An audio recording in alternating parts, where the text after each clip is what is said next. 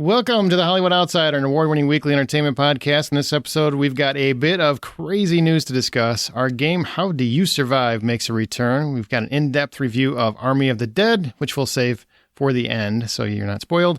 And our topic this week is the art of the trailer. What makes for a great movie trailer? Let's get on with the show. My name is Aaron Peterson. Joining me today is my fellow home, Amanda Sink. Hello. I am here. Okay, and joining us is Christy Flores. Hey, Aaron, how are you? I am wonderful. John Davenport cannot be here this week, so Christy is graciously filling in. And it was actually, she's a Patreon supporter, and this is her topic. She actually chose this topic. So if it sucks, it's all on you. Fine, I own it. Fair enough. That's how we like to get people excited about what we're going to talk about. Be positive. Why did you want to talk about trailers? I'm just curious before we get there.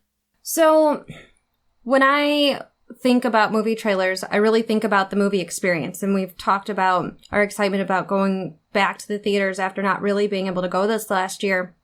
And we've seen 2 movies in the theaters this year. We saw Back to the Future, and then we recently just went and saw... I don't remember what the movie was, but we just went and saw it, and I missed... Was that good?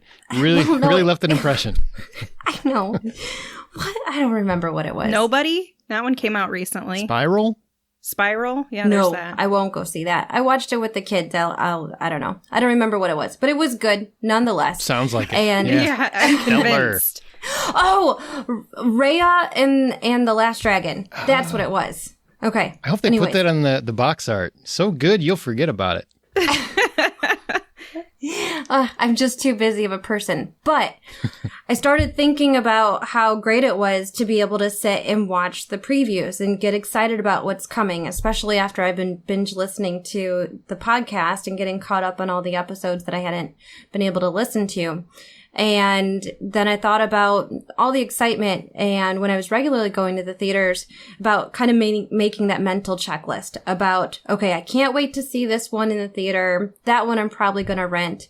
And then I started thinking about all the work that actually goes into making a trailer. Whether or not it's good or not, it still takes a lot of effort. And I never really put a lot of thought into that until I watched the movie The Holiday with Cameron Diaz. And when it opens up and you see your team trying to put the last minute touches on the Lindsay Lohan James Franco trailer. And I was really thinking about it. And that's why I sent you the message to say, hey, have you guys ever done an episode dedicated to the art of the trailer? Because I think a trailer can make or break your experience. You might miss a great movie if the trailer sucks. Or you might get there in the theater, and I have an example of this later on in the episode. I have lots. You are so excited to see a movie and then just absolutely let down, either because, well, in 3 minutes you saw the whole movie, or it just wasn't what you thought it was going to be. Yeah, that sounds about right. And sometimes you get like a great trailer that leads to a horrible trilogy. I'm just saying, like, sometimes that happens. And there's lightsabers. All right, are you guys ready to get into the news roundup, and then we'll go into the rest of it? This is everything that has happened of note in the past week. You ready? Ready, Freddie. Okay, well, stay ready, because you're about to run amok, because Hocus Pocus 2 is confirmed for Disney Plus in 2022. All the lead actresses are back. They're each now officially the same ages as the witches they played in the original movie. That's great. So you got that to look forward to. Also, there can be only one Highlander, and he looks to be Henry Cavill in Chad Stahelski's reboot of the classic film. Idris Elba will be reprising Luther in a feature film that shoots this fall. I love that show. That's super exciting to me. Fast 9 has already revved up over $160 million overseas, proving there's a lot of life left in movie theaters. Don't let the media fool you. Timothée Chalamet is playing Willy Wonka in an origin story of Roald Dahl's famous character. If I said his name wrong, I don't care. That's what you get for putting that little thingy on top of your E. It's weird. Stop it. Amazon is locking down MGM Studios to the tune of $9 billion. Put your pinky to your mouth. $9 billion. So James Bond is getting that 2-day shipping for his License to Kill renewal. And in what has to be the weirdest news in frickin' forever, Kevin Spacey is going to return to acting in an Italian film called The Man Who Drew God, in which he is said to be playing a detective investigating a blind artist who was wrongfully accused of sex abuse. Weird choice, Kevin. Weird choice. Now, of all of that, what do you want to talk about? And please say Kevin Spacey. That's the first thing I go to is this weird choice of Kevin Spacey playing himself as an artist. No, he's the detective investigating himself. Oh, he's investigating. I think Okay. Is what it sounds like he's trying to do. He's like, look, I'm investigating a guy who didn't do anything, man. Just does weird Christmas YouTube videos. That's all. That's all I'm guilty of. He's guilty of. Yeah, this is a really strange...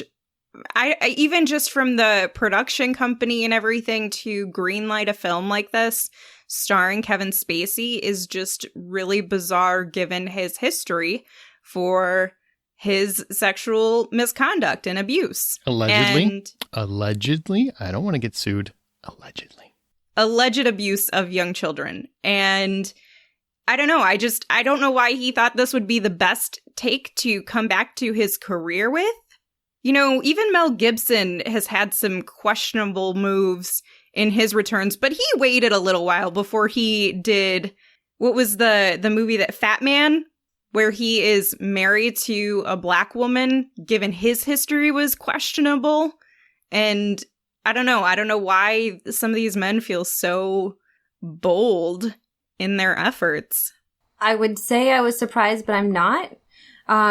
Given Kevin Spacey's film history alone, you have The Life of David Gale, where he was at a party and the girl framed him for, taking advantage of her, and then ultimately stood trial and wrongfully put to death for that. And then American Beauty. So neither one of those films were really socially acceptable, I don't think. And American Beauty was fantastic. I'm just saying. Oh, I loved both of those films. Don't get me wrong. And I'm actually intrigued enough to watch this one as well. At least you're honest. Most people would say, no, I have no idea. I plan on watching it. I'm not going to. I'll be right there. I'll check it out. This is weird. Yeah, I'm not ashamed to say, hey, I'm interested in it. But yeah, for him to make this decision with his career when he's already made risky decisions, it just doesn't shock me. It's actually more like Amanda said. I can't believe it got greenlit. But for him to do it, that's not a surprise. Well, I mean, one way to look at it is it's an Italian production. I don't know if it's going to shoot in Italian. That would be weird since I don't know if he speaks Italian, but I guess we'll find out, right? It's just, I don't know if this is going to necessarily translate as well for him as he thought was possible. On the same token, I also think they probably look at this like, hey, our movie will get instant recognizability. It instantly will resonate with fans. They'll want to see it. It will be almost like a car wreck. I mean, whether it's good or bad, no matter what it is, people will want to see it because it's the first thing Spacey's done since everything. And obviously now there's a little bit of a shock value to it. So I get why both parties would be involved in this because he can get the role. They want him for the role. It'll bring attention to their film. And the filmmakers, which currently have a foreign film, might get American distribution over it. But still, weird.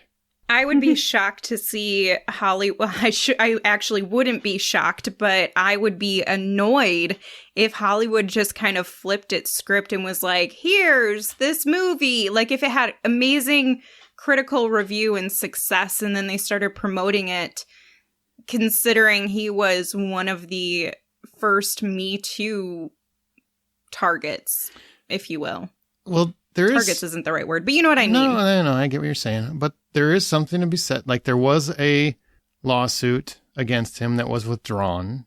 There hasn't been anything technically, to my knowledge, proven officially in court.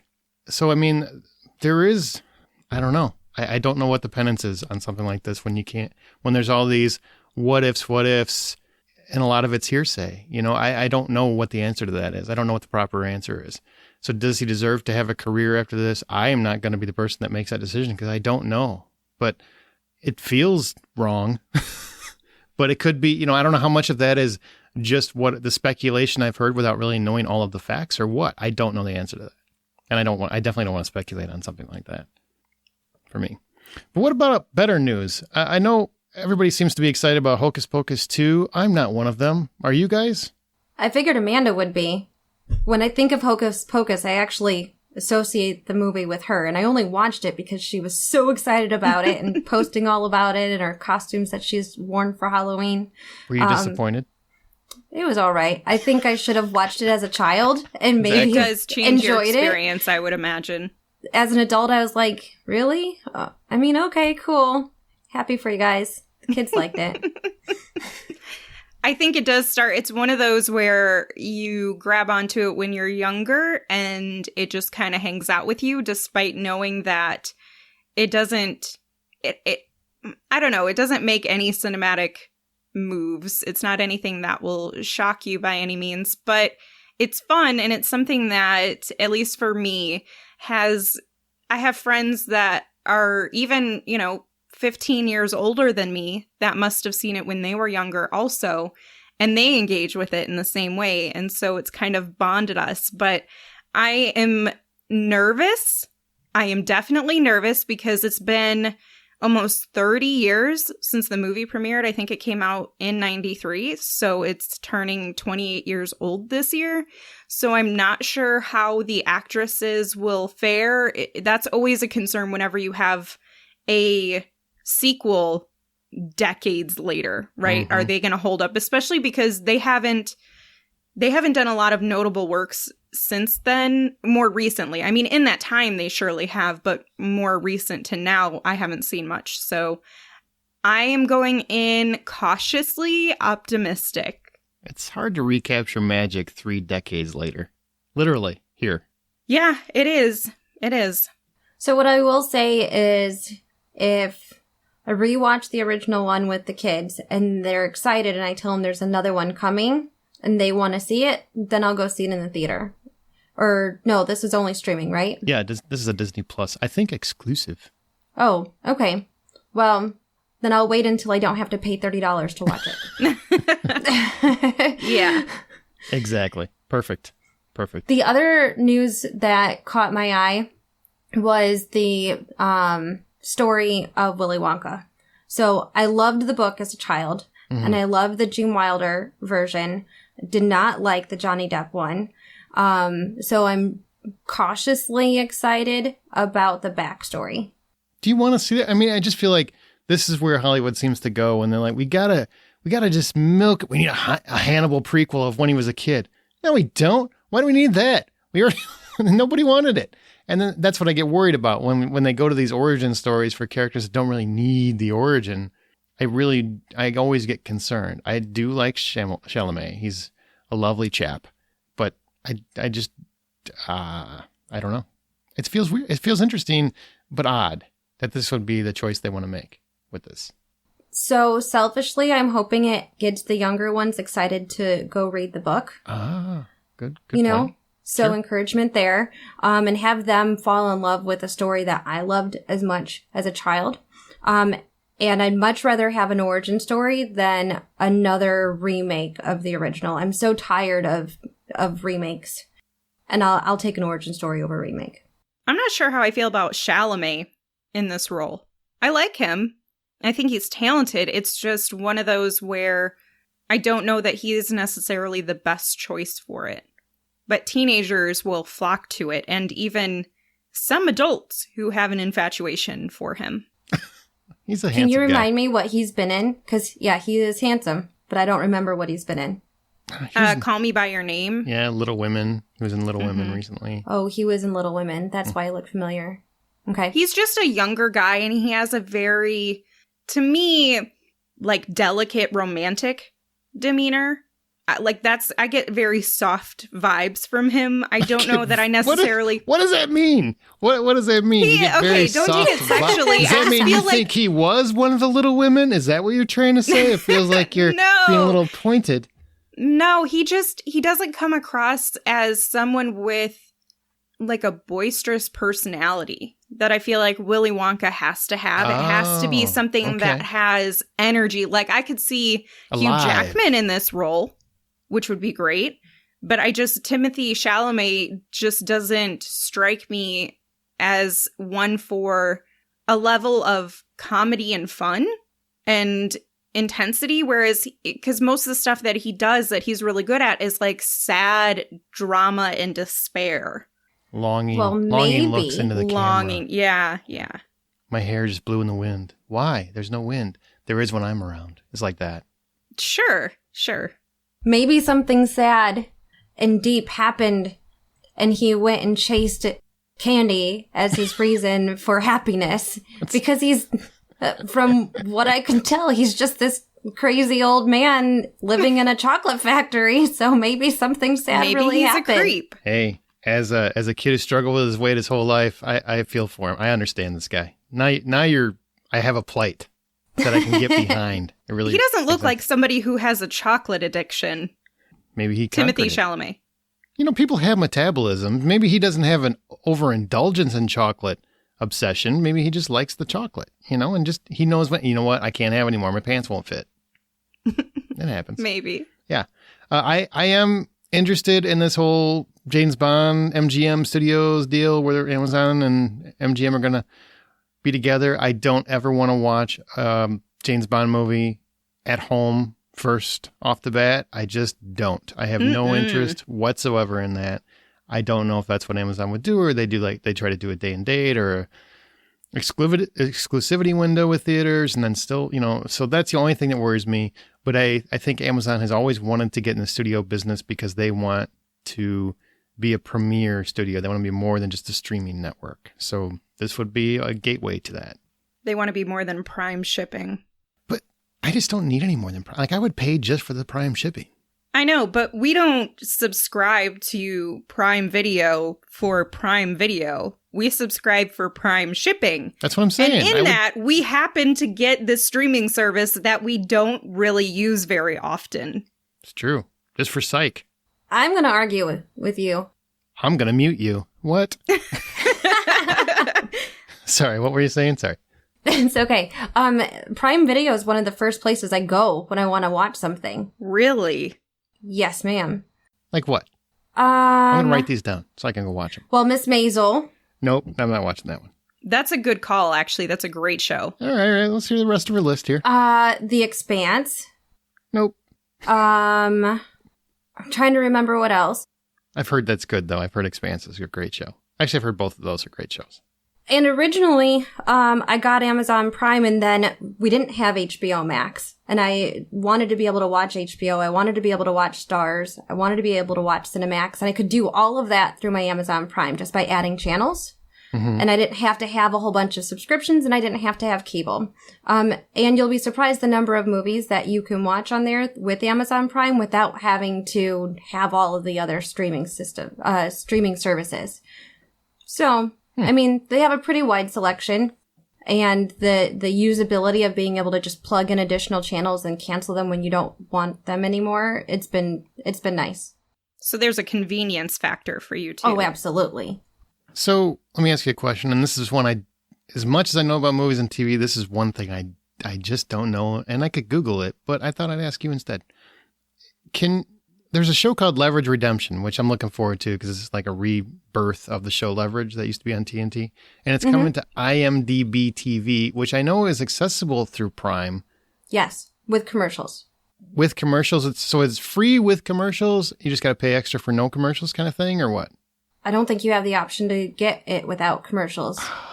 The IMDb things, I've only watched, I think, 2 of them through my Amazon Prime, and both times they had commercials. So if you can tolerate commercials, have at it. For one show, I can do it. For one show, I can do it. For that show, I will. Exactly. Not for most shows. It does say that it's a free ad-supported streaming video channel, and it's available on all of these other things, and it's without purchasing a subscription, so they don't offer a paid option. All right, you and your facts. I was hoping she was right. She was right. She knew. And you just had to go and verify it. Fact checker. That's okay. Nobody likes I'm supporting her thought process. She said With she facts. wasn't totally sure, so I just verified. All right. She is absolutely right. She was. Damn it. All right, well, remember, you can always find more information at thehollywoodoutsiders.com. Not this information. You can Google that, but the website, podcast, reviews, stuff like that, thehollywoodoutsiders.com. Please join our Facebook group. It's a closed group, so you got to look for it, The Hollywood Outsider, and we're on Twitter at BuyPopcorn. Now, I want to mention Patreon real quick. Our show is independently funded, therefore all the expenses are out of our own pockets, and Patreon supporters like Christy help support the show. Once you sign up, you get immediate access to a lot of bonus content in whatever your respective tier is. Now that you understand what it is, if you want to support the show, you just go to patreon.com/The Hollywood Outsider. That's patreon.com/The Hollywood Outsider.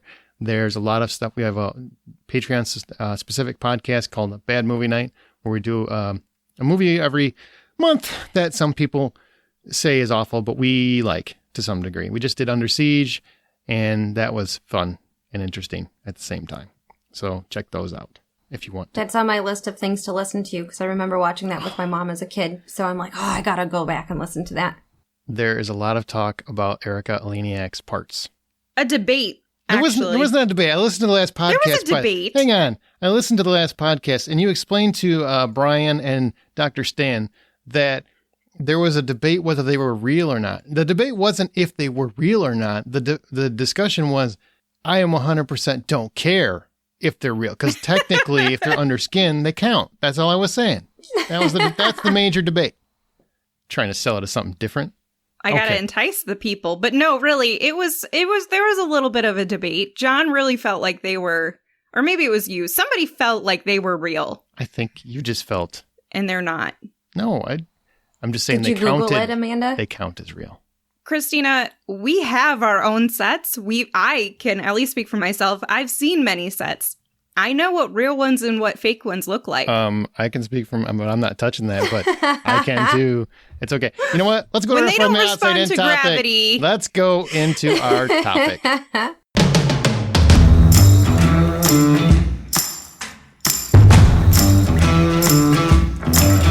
The art of the trailer. So we're going to talk about movie trailers. And, typically this is where movie reviews would be. But like I said, we're saving Army of the Dead for last because we want to talk about some of the spoilers in it after we kind of discuss it without spoilers. So we're saving that to the end just so you don't have to be weird with the show and start it in different spots. Movie trailers. Chrissy kind of talked about it a little bit in terms of why you picked this topic. So what's your stance on trailers in general? Are you a fan of movie trailers? Do you like them, love them, loathe them? Where are you? I'm in the middle. So I like the trailer teasers, but do try to stay away from the full-length trailers, because I've had too many movies spoiled when they make them, like 2.5 to 3.5 minutes long? 2.5 usually, yep. At that point, I feel like you're giving too much away. So keep it to that minute and a half. That's the sweet spot. And those are the ones that I'm more inclined to look forward to. I'm kind of on board with that. I love the experience of movie trailers or teasers, but if you're going to do a full-length trailer, it's gotten progressively worse, I feel like, over the last, handful of years, where it's not so much trying to engage you with, getting you excited or getting you interested. It's them showing way too many cool moments that when they come up, you're like, oh, this is the scene from the trailer. And I can recall it, and you recognize the moment, and they give you the whole moment. They don't shy away from it.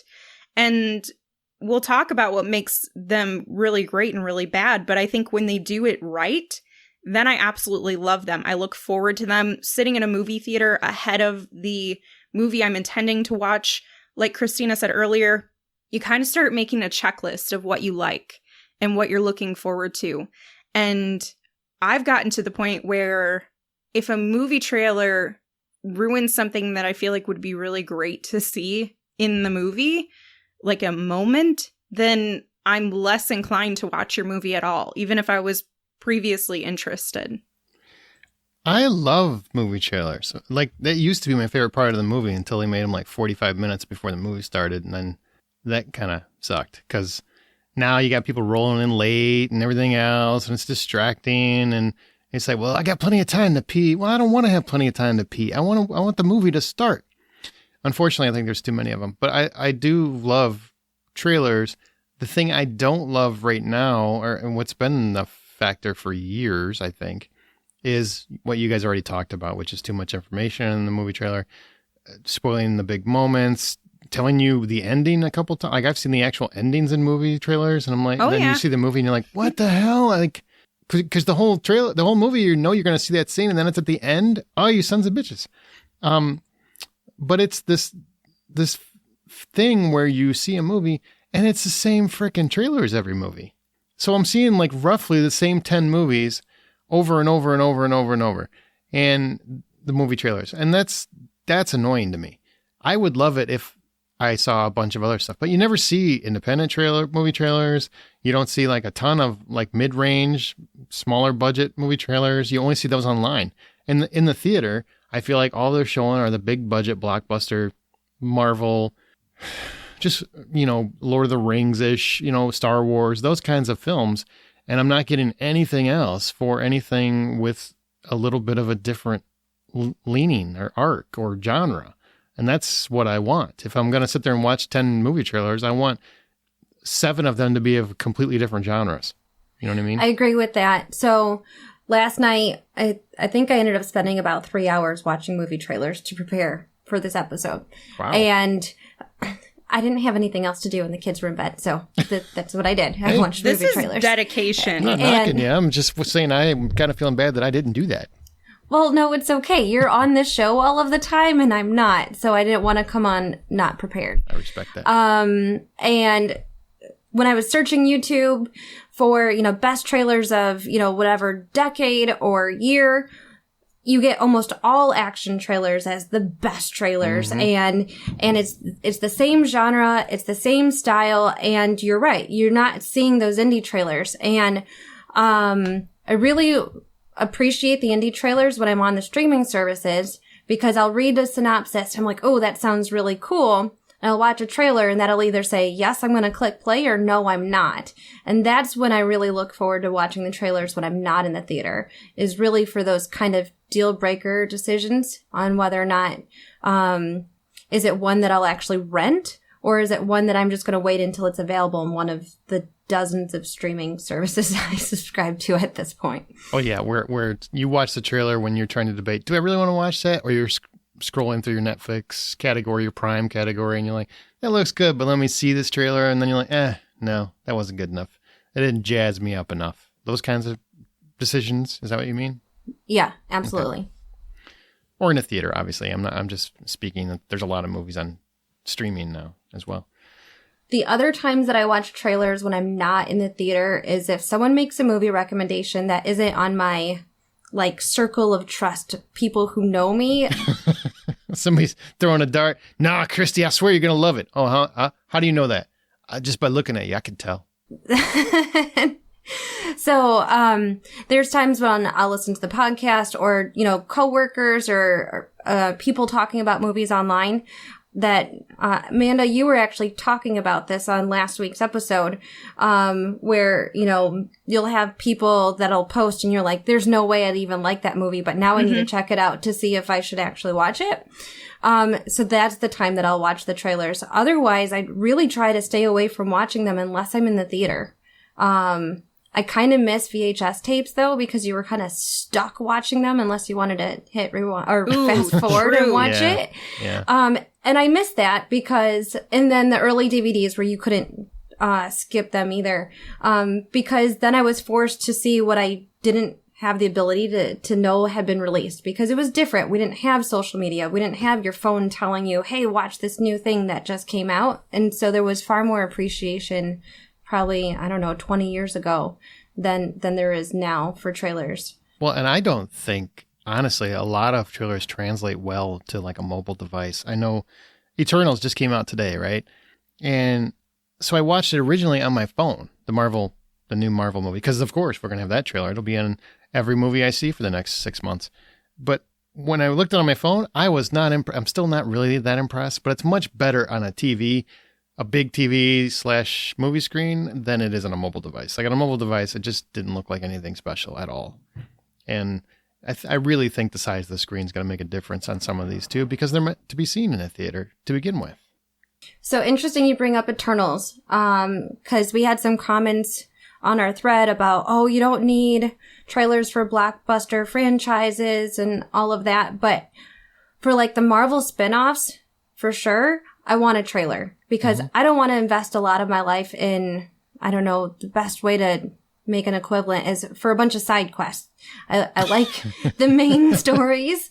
And if you're going to give me, WandaVision, or if you're going to give me Eternals, you better make it worth my while. And so, yes, I'm going to watch that trailer. Otherwise, I'm not going to invest my time because I really don't have enough time in my life to sit here and watch every single thing that came from the overarching set of stories. That's a good point. I respect that. So many people would just see every Marvel movie, every Marvel Cinematic Universe movie, and I gotta be honest, like, there's some I'm just not interested in seeing. And I don't think it makes you a bad fan because you don't want to see everything. It's just, we have other stuff. There's lots of stuff and things to do. There's lives happening. We finally got our lives back recently. What? So, we have lives? You're kidding. Yeah, well, I think they said we can if you do certain things. I don't know what the rules are, but I'm good, I think. Maybe. So what makes for a bad trailer? In your opinion? So you're sitting down, you're watching the movie, and the trailers come up, and you're like, that's a bad trailer. And do you know it when the trailer comes out, or do you only know it when the movie comes out and you see the movie that the trailer led you to? This is the question I've been waiting for.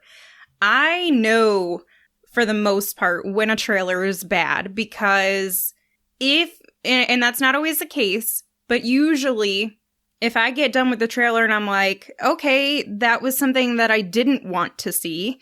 So, for example, there was Thor Ragnarok, and they gave away the whole Hulk moment. Oh, the reaction, everything. And this is actually one of Nate Bruce's comments in our Facebook group. He said that he loathed them giving too much away and being too long. And that moment in particular seemed to bother him as well. Destroyed that moment. Completely, like, gave the entirety of that moment away. Yeah, and it wasn't... And there's a difference between something being a spoiler and something in a trailer spoiling something. And this was something where it wasn't necessarily a spoiler, but it definitely spoiled the moment. And when you give too much away, or I've seen a lot of trailers in the past, probably 2 years, where I'm getting essentially the entire story from first to third act. And I can tell you everything that's going to happen because you just told me it in the trailer. And I should not be able to figure that much out in 2 minutes. You don't have to tell me everything that happens. A really good trailer doesn't need to do that. A good movie shouldn't have to do that. But on the other hand, sometimes trailers are too good and they end up being bad in that way. For example, a lot of comedy trailers give all of the best comedy moments away in the trailer to entice you, but then that's all there is left of the movie. And so those moments you've already experienced, and it's kind of like, well, that was a drag. And so while the trailer was something great when you first saw it, it ends up becoming a disappointment because you're like, okay, well, I guess that's all there was to this movie. So you did get me, but like I didn't want to be got. So my question for you is, does that mean the trailer was bad, or does that mean the movie was bad? Oh, you know what? That is a good point. Probably because the trailer got you. The trailer got you in, so the trailer was good. That's true. So That's true. My example that I had for that was The Nun. The trailer was good. Oh. Aaron, I know you don't like the Conjuring franchise mostly. They all sucked outside of the Conjuring movies, in my opinion. But I'm with you. That was a good trailer because that was the best part of that Conjuring movie was The Nun. So that trailer was really creepy, really effective. It got my butt in the seat. I saw the trailer, told my two bigger kids, I was like, we gotta go and see this. We went and saw it as soon as we could. I was so disappointed. Now, my kids and I all have different opinions on whether or not the movie was actually good or not. I didn't like it. I felt like the scariest parts I saw in that trailer, and it was just too slow, and there just wasn't as much going on, and it's my least favorite in the entire Conjuring franchise. But it accomplished what it set out to accomplish. I bought that ticket. We saw it in the theater. There you go. Yeah. Christy, what's funny is they do a great job in that, and Warner Brothers really does a great job with constructing trailers and making them fabulous, I think. Because I saw all three Annabelles and I didn't like any of them. But I kept going back because I kept believing this one was going to be better because the trailers were that good. They get me 3 times. So really that's on me, but kudos to their marketing department. For sure. I liked the middle Annabelle. And the other two just were okay. So, but the origin story, we're in that house, like in the middle of nowhere with all the young girls and the mom was in the sick bed. I really did enjoy that one. And the doll just freaks me out completely. So.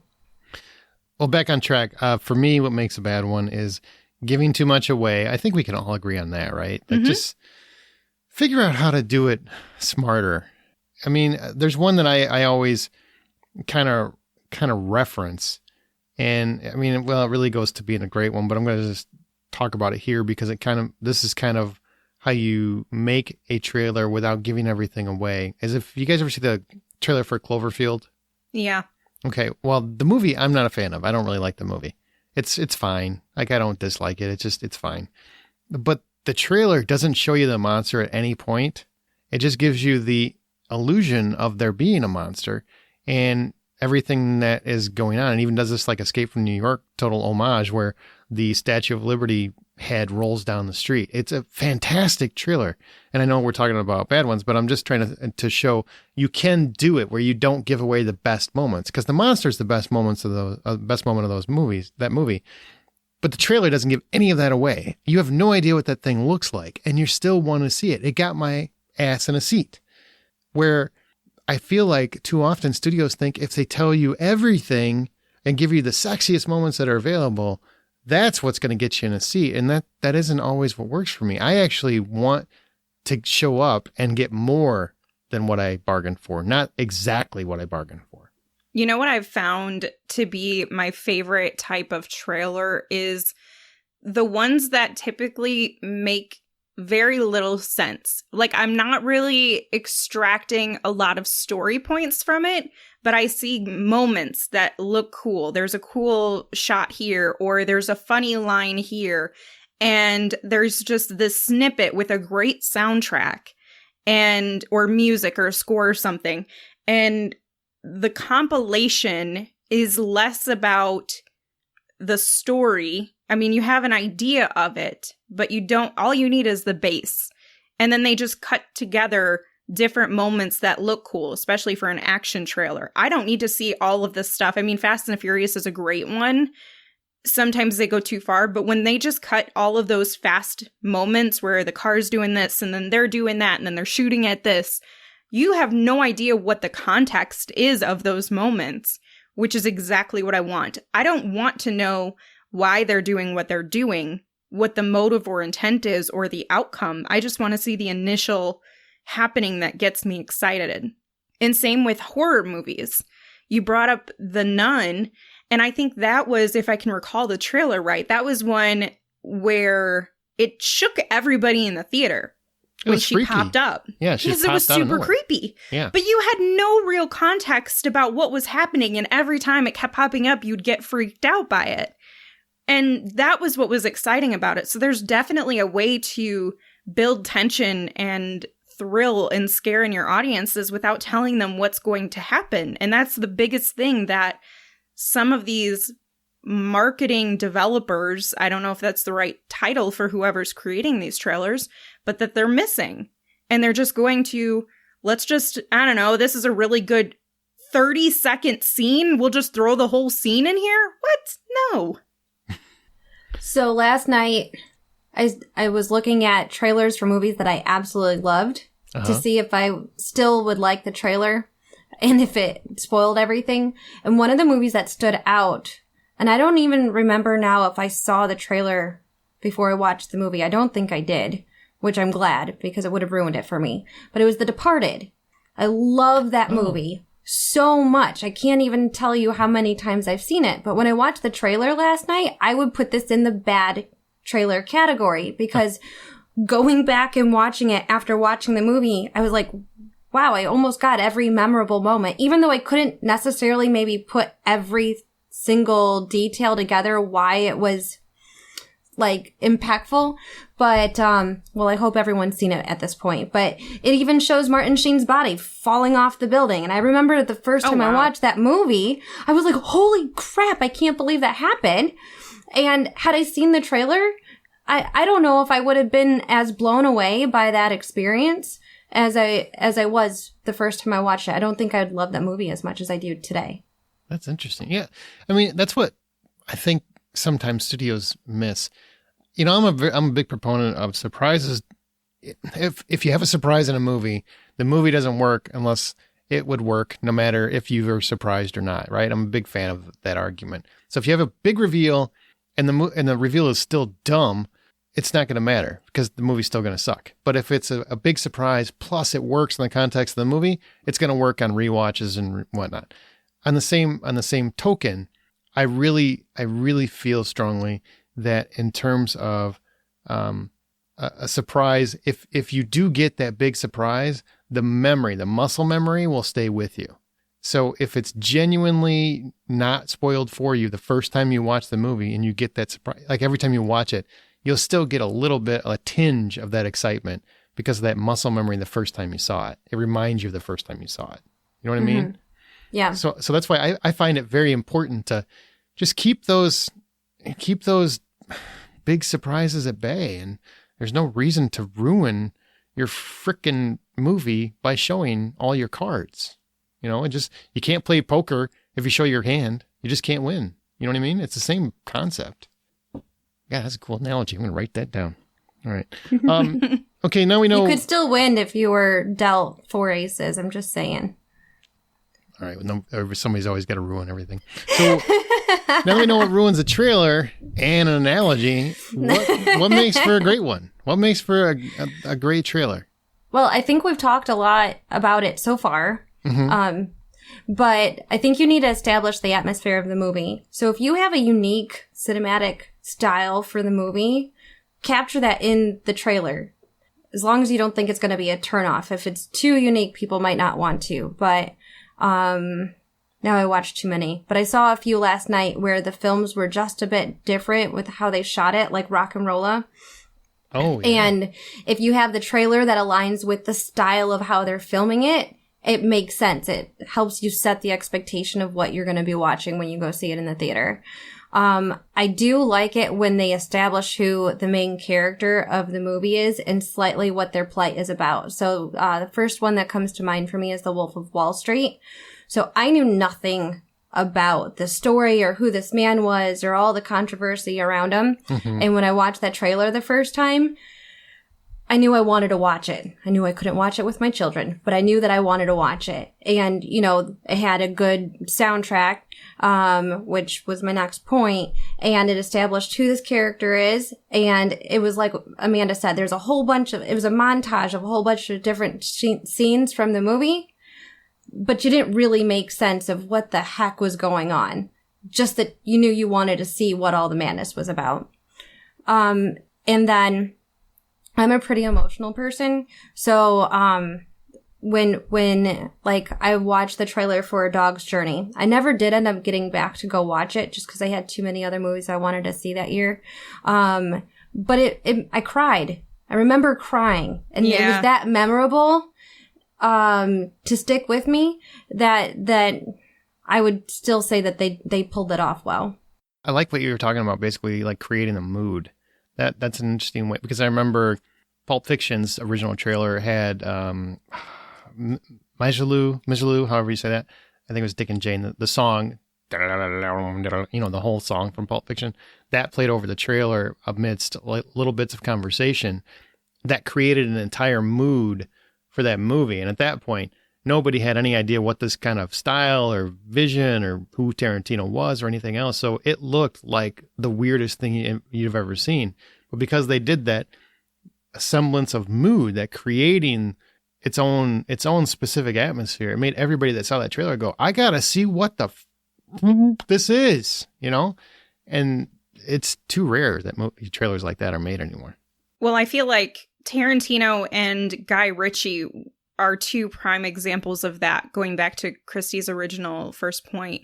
Because when I think of a unique directing style, and I think about a trailer that equally represents that uniqueness without deterring the audience who may not naturally gravitate towards it, Those are the two that I instinctively think of. Guy Ritchie has his is a little bit different than Tarantino, where Tarantino focuses a lot on the script and the screenplay, and Guy Ritchie focuses a lot about what you see on the screen. But I get that from both of their trailers, and then I get that during the movie. And so it's almost like a brand of the director themselves.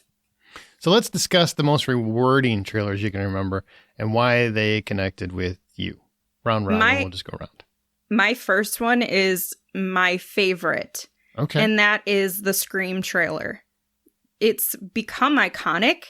And that initial moment that you see in the trailer of Drew Barrymore answering the phone and he asks, "What's your favorite scary movie?" I mean, that just set the stage for the entire film, for the entire franchise. And it's still the scene in the movie, one of them, but it's definitely one of the most impactful in the film still somehow. Because you don't have all of the context, but you have the underlying creep factor built into it. I remember the trailer. I haven't seen the movie. I'm sorry, what?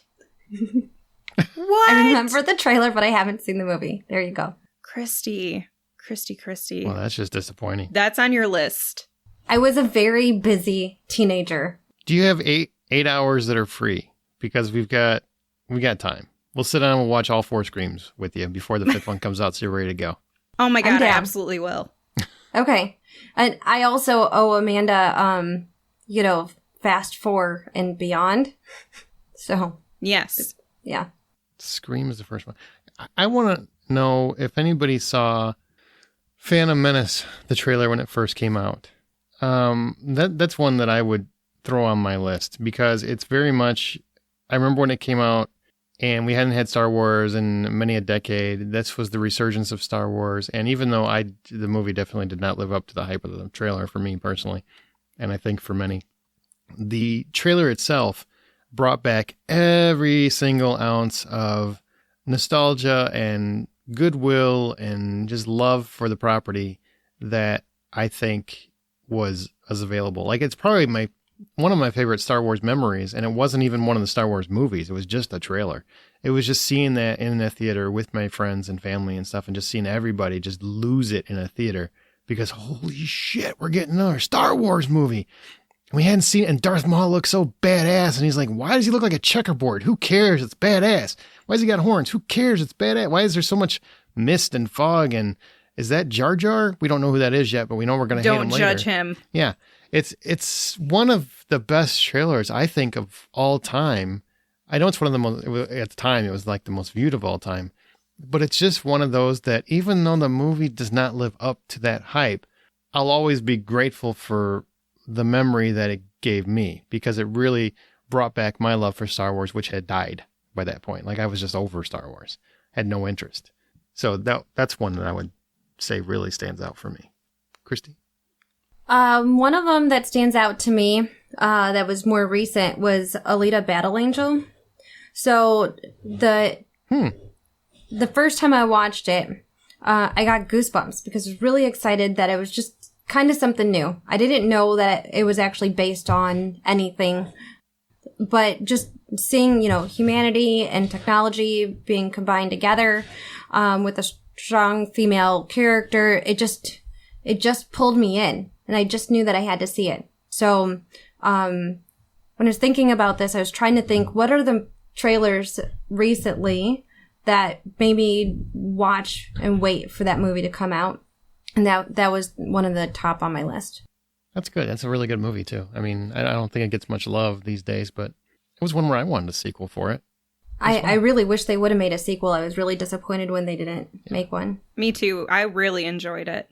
So my next one is one that I think set the stage for James Gunn in general as a filmmaker, and also the tone for the movies that went beyond that and the entire film itself, which is Guardians of the Galaxy.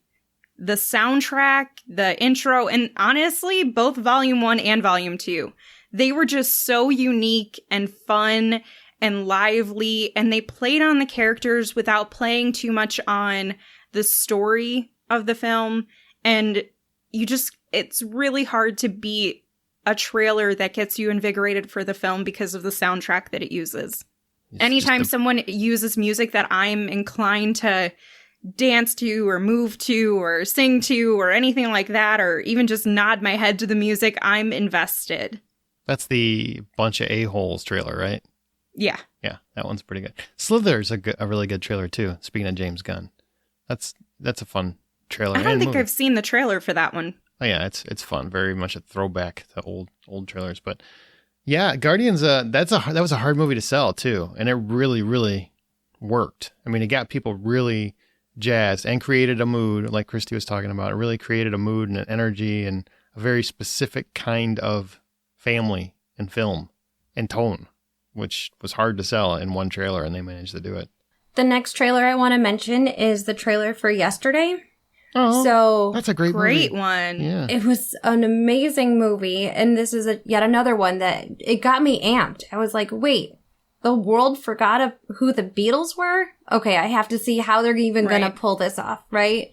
And I watched the trailer again before we started recording this evening, and again, they didn't spoil it.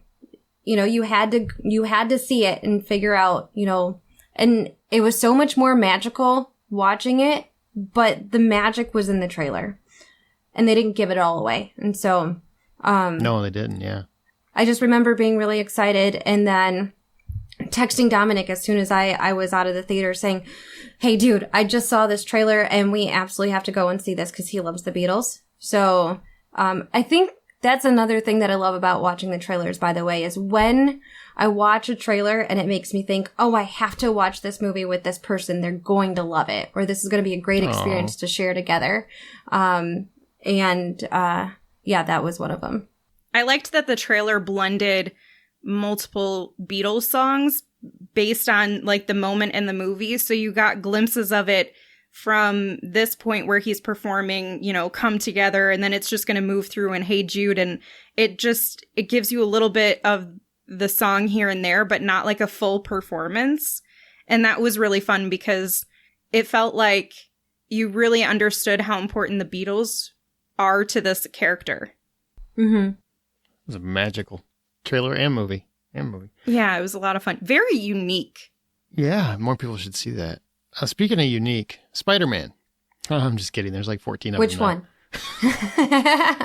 Well, pre-Uncle Ben or post-Uncle Ben? This one required Uncle Ben because he's a very important part of Spider-Man's story, unlike the Marvel Cinematic Universe, which forgets that he exists. It's a whole thing we don't need to get into. But there was the original teaser trailer was pulled because... well, I'll explain why in a second. But the original one, this teaser trailer, it had this slick bank robbery that happens, and then they escape in a helicopter. But then all of a sudden, the helicopter is snagged by webbing, pulled back, and then you see that the helicopter is now stuck in this huge spider web between the Twin Towers, you know, the World Trade Center. So, and then the camera just pulls back, and then you cut to Spider-Man zipping around New York, and you know, you really have to understand, like, as a lifelong Spider-Man fan, I had never seen this before. I had never seen Spider-Man zipping through the city live. I mean, I've seen the cartoon, I've seen comics. I grew up reading the comics. And Nicholas Hammond in the 70s, which all he did was walk, you know, horizontal, and they just turned the camera vertical. But I'd never seen an actual shot of where it looked like Spider-Man was zipping around the city. And here it was in this frickin' teaser trailer. Sadly, obviously 9/11 happened, so they had to pull that trailer and you never saw it anywhere else again. You can find it on YouTube now. But I got so psyched from that trailer. So jazzed to finally see my entire childhood coming to the screen. And Sam Raimi, one of my favorite directors, is doing it. And then, wow, they got this freaking helicopter in the web and kept waiting for that scene to be in the movie, which I believe was originally supposed to be in the movie. But obviously for obvious reasons that didn't happen. But it's a great teaser trailer. You can go find it on YouTube. Seriously, it's just great, especially for the time, to get you psyched to see Spider-Man for the first time ever. Can I mention how annoyed I get when a trailer has a moment that the film doesn't, especially if it's like a funny or really cool moment? Oh, yeah. And then the movie happens and I'm like, wait a second. half the reason I even came to see this is not even in here. Like, they just didn't include it. It got, pulled onto the scrap floor. And the studio heads don't care because they're back there like Scrooge McDuck just counting your money like, got it, got it. That's part of why, one of many reasons why I wouldn't watch any of the trailers for any of the Avengers movies. When didn't I win Endgame from you? I think so, yeah. I think so. And when you were like, I hope you enjoy it, I'm like, yeah, I don't know anything about it. You're like, wait, what? I seriously tried to go as dark as I possibly could because I didn't want it spoiled. And I just didn't want a chance of seeing someone in the trailer that didn't end up making it into the movie and being really disappointed. Yeah, that must have been one hell of an experience to go into that without any knowledge or I don't know how trailer you experience. God bless America. The fact that you could dodge the internet and everything else and still, like, I could see not getting spoiled because I wasn't spoiled on the big moments either. But there's so much out there. Like, how do you avoid it all? Scroll fast. All right. Scroll fast. Got it. Locked and loaded. Amanda, any other trailers you want to mention? Now. I have a number left. So my next one is the sequel is actually coming out this week, which depends on when you listen to it. It might not even be that week anymore. A Quiet Place. I was shocked at how well they pulled the trailer off, no less how well they pulled the movie off. But watching that trailer in theaters, and they build that tension of silence when you're watching it, and then, somebody steps on a leaf or something, and then the trailer kind of moves to the next moment where it's like tension, and now there's like faster paced music and they're running and things like that. And I just thought, man, this is going to be brilliant. Like, this is going to be a really smart movie if they pull it off. And I was not disappointed in what I was given. I somehow, even though I was incredibly impressed by what I saw in the trailer, was more impressed by the film itself, which is really, really rare where I'm impressed by one and still the movie surpasses that. So A Quiet Place has a special place in my heart. I don't think I saw this trailer in the theater. I think I saw it at home. And I'm pretty sure one of the deaf and hard of hearing support groups that I'm in on Facebook is where I found out about the movie. And you should have seen those community groups just explode. Oh my goodness, there's a girl signing in a movie, and it's a blockbuster movie. Additionally, it was during the time that we were going through the first cochlear implant process for my son. So he was stoked about it. I was like, Edmund, you gotta watch this. Look, there's a movie, there's a little girl, she's signing, look, she's just like you. And so during one of our visits to Chicago, where we had to go see the doctor right before a surgery, the movie was released. And so we went to one of the fancier AMCs with a recliner chair, had dinner, the snacks all brought to us in our seats. He just was blown away by this experience. He'd never had one like that before. And so the trailer brought all of that special moment that will always be in our memories, all to be able to happen. That's a really cool memory that you have attached to it. Mm-hmm. And we're going through the second cochlear implant surgery, same ear, unfortunately, but we're going through it again, and the movie's coming out this week, so... Are they timing these releases to your surgeries? Right? Apparently, but it just works so well, so I'm so excited. I can't wait for him to see this movie. Like Krasinski's just sitting around, we're going to delay this till next year. Hang on, I think the surgery's going to happen next year. Guys, just wait it out. So she has this beautiful story to tell, and she can refer to John Krasinski. Christina, do you have another one? So have you seen the movie Side Effects? Oh, yeah. Yeah. So this was one of those... I don't remember the trailer at all, though.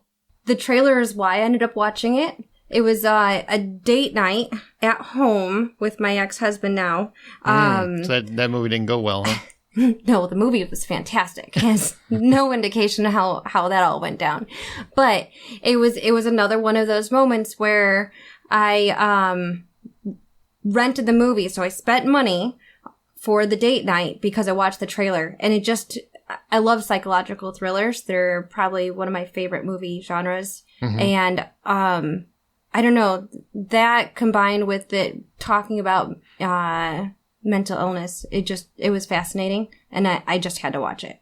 I don't remember the trailer either, but I remember being excited to see the movie, and I, as terrible as my memory is, can somehow go back like 8 years and remember going to see it in my theater experience. Is it that old?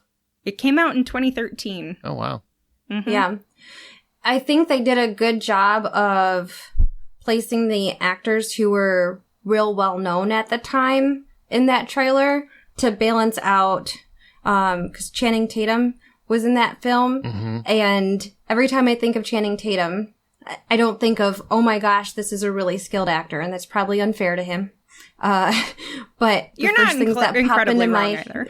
Yeah. So when they had Jude Law show up in the film, who I have a lot of regard for, that was another thing that saved it. I'm like, well, how can Channing Tatum pull off this pretty serious film? But when I saw this, the additional cast members, it was like, okay, no, I gotta see it. Speaking of Channing Tatum, I've always loved that Hateful Eight left him completely out of the trailer. So you had no idea he was even in the movie. And it's a hell of a surprise when you finally see him. Which movie? The Hateful Eight. Oh. I've seen this movie a number of times, and I don't remember him at all. See, there you go. Channing Tatum is definitely in the movie, and he's a very crucial part of that movie. And his appearance is rather sudden and out of nowhere. So if you would have known going in, there's no surprise because you're looking for him the whole time, but they left him completely out of the trailer. See, that's smart. Mm-hmm. One that I freaking love. This is probably one of my favorite trailers ever. And I swear it's not just because we're going to talk about Army of the Dead later. And it happens to be a Zack Snyder movie. But the Watchmen trailer had Smashing Pumpkins, the beginning is the end is the beginning.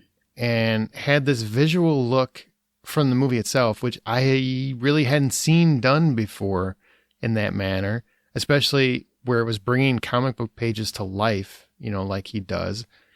And, 300, you could put that trailer in here as well. There's just something about his movies that I think lend themselves well to trailers.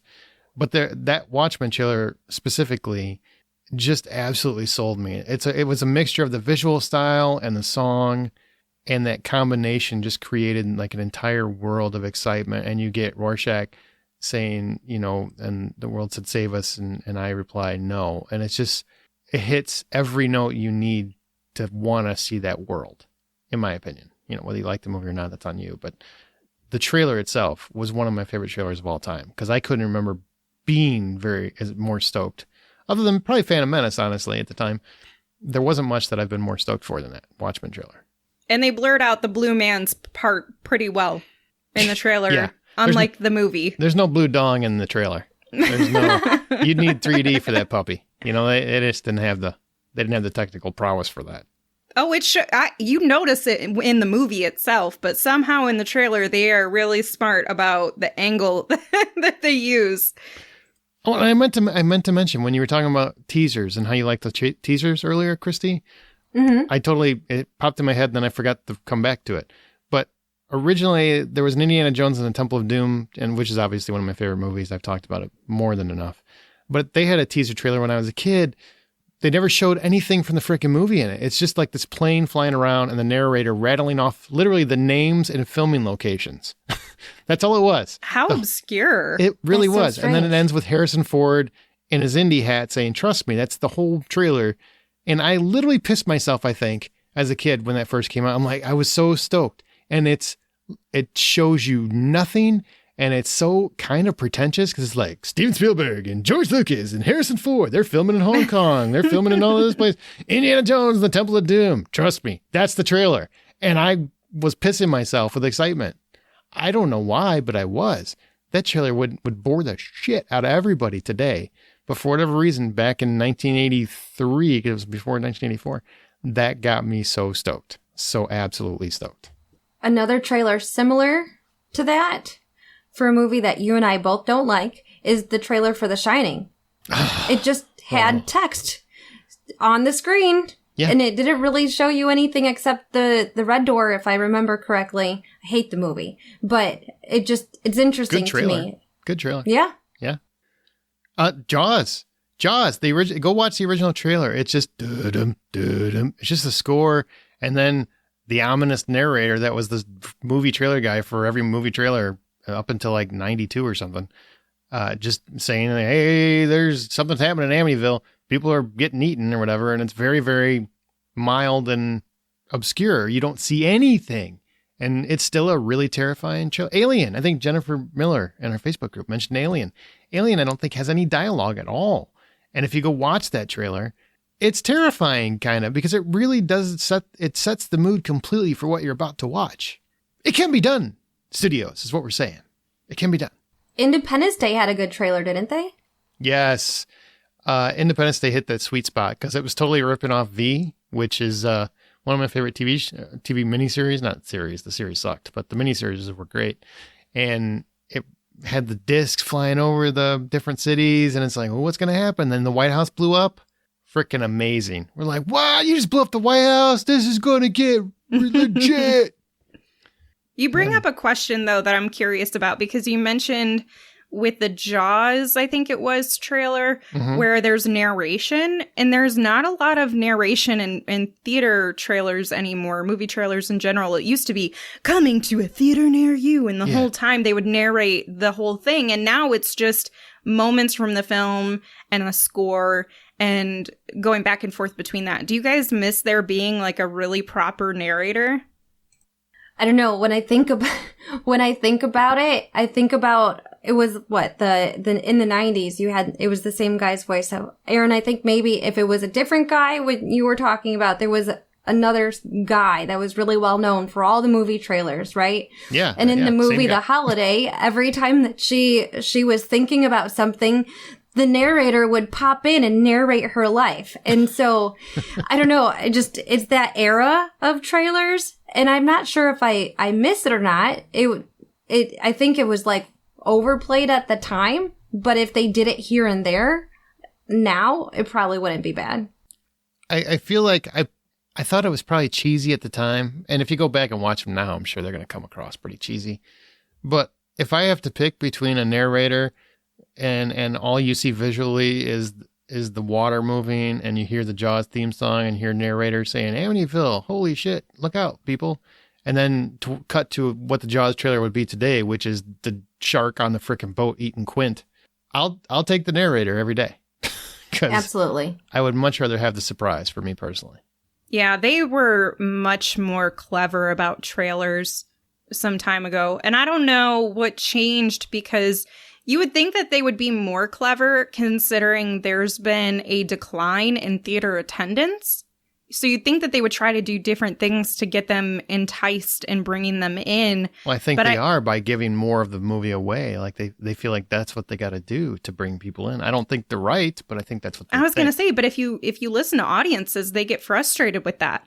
And even people who show up in the middle of the trailers, they're obviously not invested in the trailers that are happening before their prime movie anyway.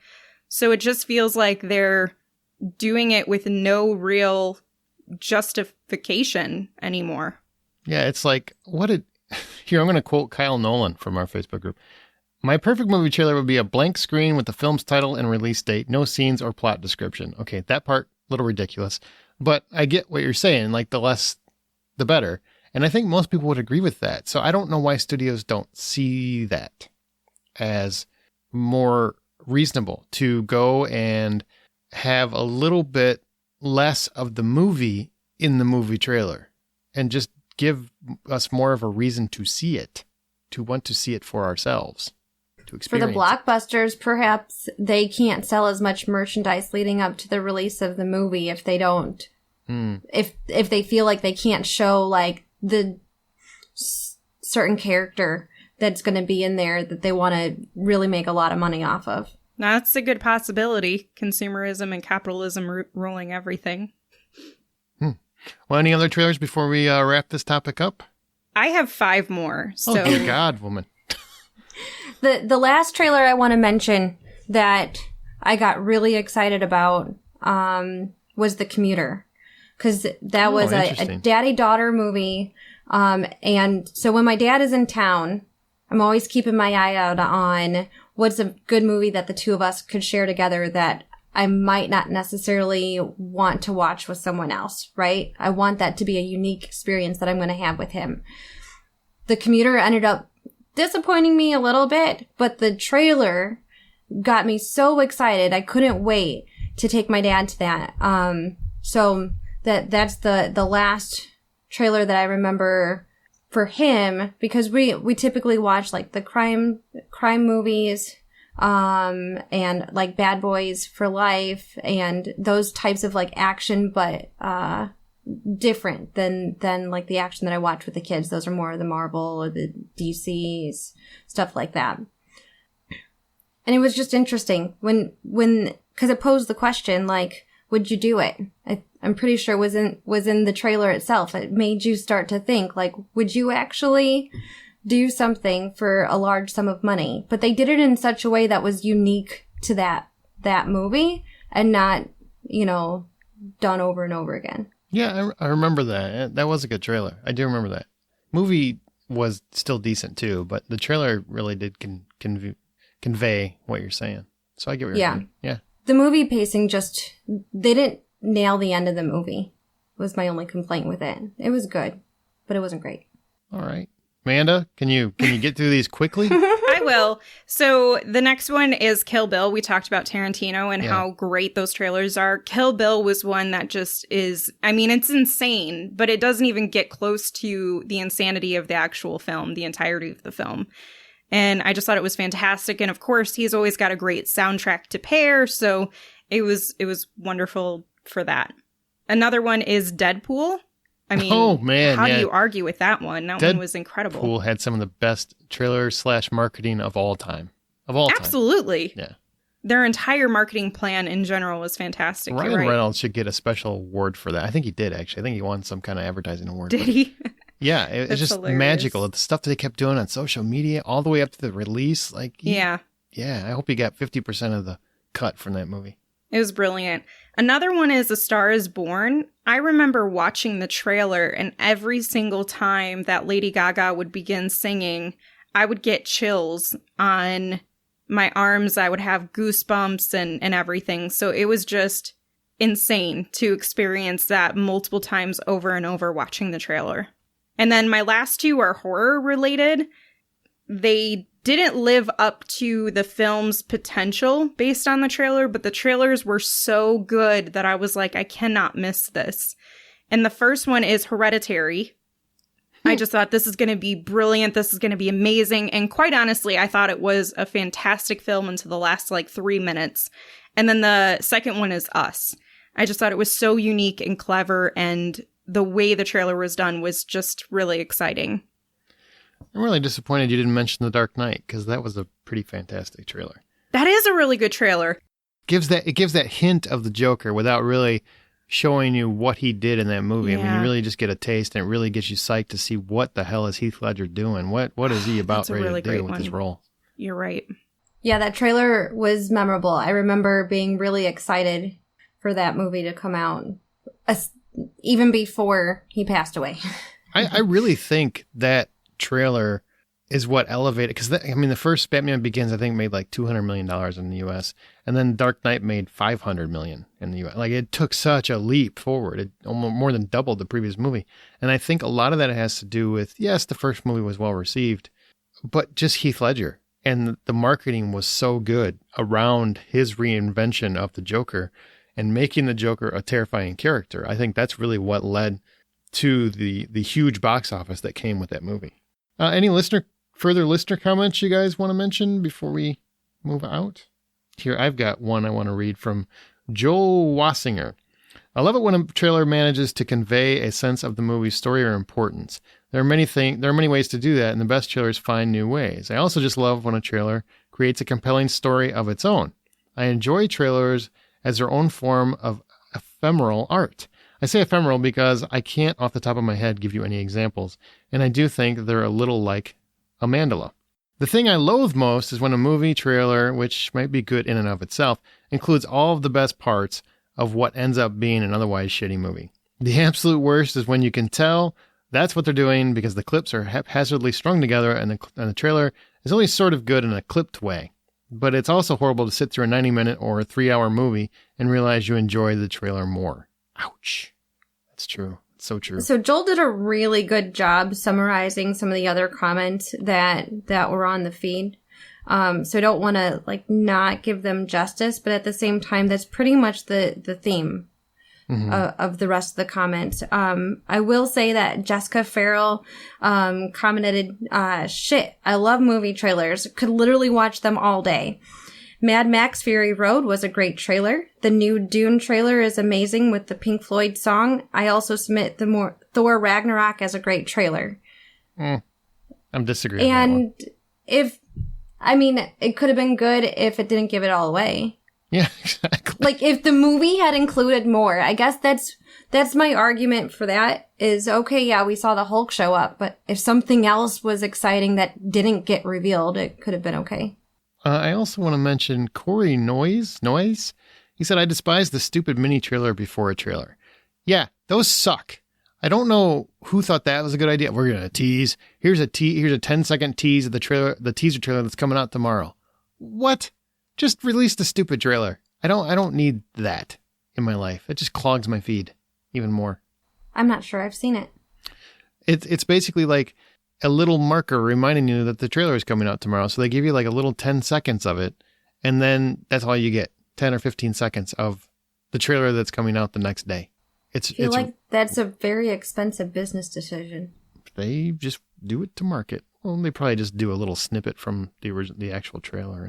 And lastly, Marvin Sewell says, I loathe movie trailers that indicate the movie is actually something different than what it actually is, or shows things that aren't actually in the movie. We talked about the shows thing, but indicates the movie is something different than what it actually is. We didn't really touch that too much, but yeah, I really don't think it's right when they advertise a movie to be a certain kind of movie, and then you get there and it feels completely different. So I agree with that comment, but I could not for the life of me remember a trailer that did that. But I know that I've had that experience. I just can't remember one off the top of my head. I know Vanilla Sky opened up light and cheery in the beginning, and if you didn't sit through the full trailer, you wouldn't have seen the twist. Mm-hmm. But then should they have shown the twist? I mean, that's a movie where I'm torn on whether or not they should have even done the twist in the trailer itself, or let you just go for the first half of the trailer. Because the trailer itself was almost like two trailers in one. You had the light, cheery beginning of the movie, and then the twist in the trailer, and then the what the heck moments. And yep. I feel like you could have gone one way or the other, and I feel like they should have picked one way or the other, so then when you were watching it, you would have been more shocked, oh, so this is where we're taking this. And I do think The Fountain had a cool trailer that seemed like it was going to be like a cool sci-fi thriller, and instead we got just an awful movie. Any chance I get. All right, so moving on, we have some upcoming releases. Amanda, what's the first one coming out? Well, you can go to theaters or spend $30 to stay at home and watch on Disney Plus Cruella, coming May 28th, an all-new live-action feature film about the rebellious early days of one of cinema's most notorious and notoriously fashionable villains, the legendary Cruella de Vil. Cruella, which is set in the 1970s London amidst the punk rock revolution, follows a young grifter named Estella, a clever and creative girl determined to make a name for herself with her designs. One day, Estella's flair for fashion catches the eye of the Baroness von Hellman, a fashion legend who is devastatingly chic and terrifyingly hot. But their relationship sets in motion a course of events and revelations that will cause Estella to embrace her wicked side and become the fashionable and revenge-bent Cruella. Okay. They put effort into that description. I wasn't going to skip it. Hey, kudos on the description. Are you excited to watch it? No. The marketing is non-existent. It is. I feel like they're barely even acknowledging that they have a movie that they're putting out. So to me, that just says, Ooh, pump the brakes. Don't spend a fortune on this. I don't want to pay the $30 for early access, but I am excited when it's not $30 anymore. Same. So you're excited for free. It's not free. I subscribe to the Disney Plus app. Exactly. You've already paid for your Such a access through technicality. that. Whatever. All right. What else we got? All right, coming to theaters on May 28th, A Quiet Place 2. Following the deadly events at home, the Abbott family must now face the terrors of the outside world as they continue their fight for survival in silence. Forced to venture into the unknown, they quickly realize that the creatures that hunt by sound are not the only threats that lurk beyond the sand path. I bet it's people. Shh. They're the true monsters. Don't spoil it. Oh, goodness. We've never seen that before. And then we have Port Authority coming June 1st to VOD. Kicked out of his home in Pennsylvania, Paul travels to New York City and finds romance with a woman who, unbeknownst to him, is transgender. As they start to learn more about each other, Paul's lies and double life begin to surface. I really hope that this ends up being a good take on trans and not, like, turning this character into a villain based on this description. Or victim. Or victim. Sure. Yeah. Yeah, I don't want that either. All right, next coming on video on demand, Edge of the World, coming June 4th. The adventures of Sir James Brooke, who defied the British Empire to rule a jungle kingdom in 1840s Borneo, embarked on a lifelong crusade to end piracy, slavery, and headhunting, inspired by Lord Jim and the man who would be king. Yeah, call him Captain Buzzkill. He doesn't want pirates. Who doesn't like pirates? Pirates are awesome. Idiots. All right, is there any recent film or TV recommendations we haven't already talked about? Anybody want to mention anything? I started watching a new show this weekend. Okay, what's that? Called Tribes of Europa. I don't know. So it's in German.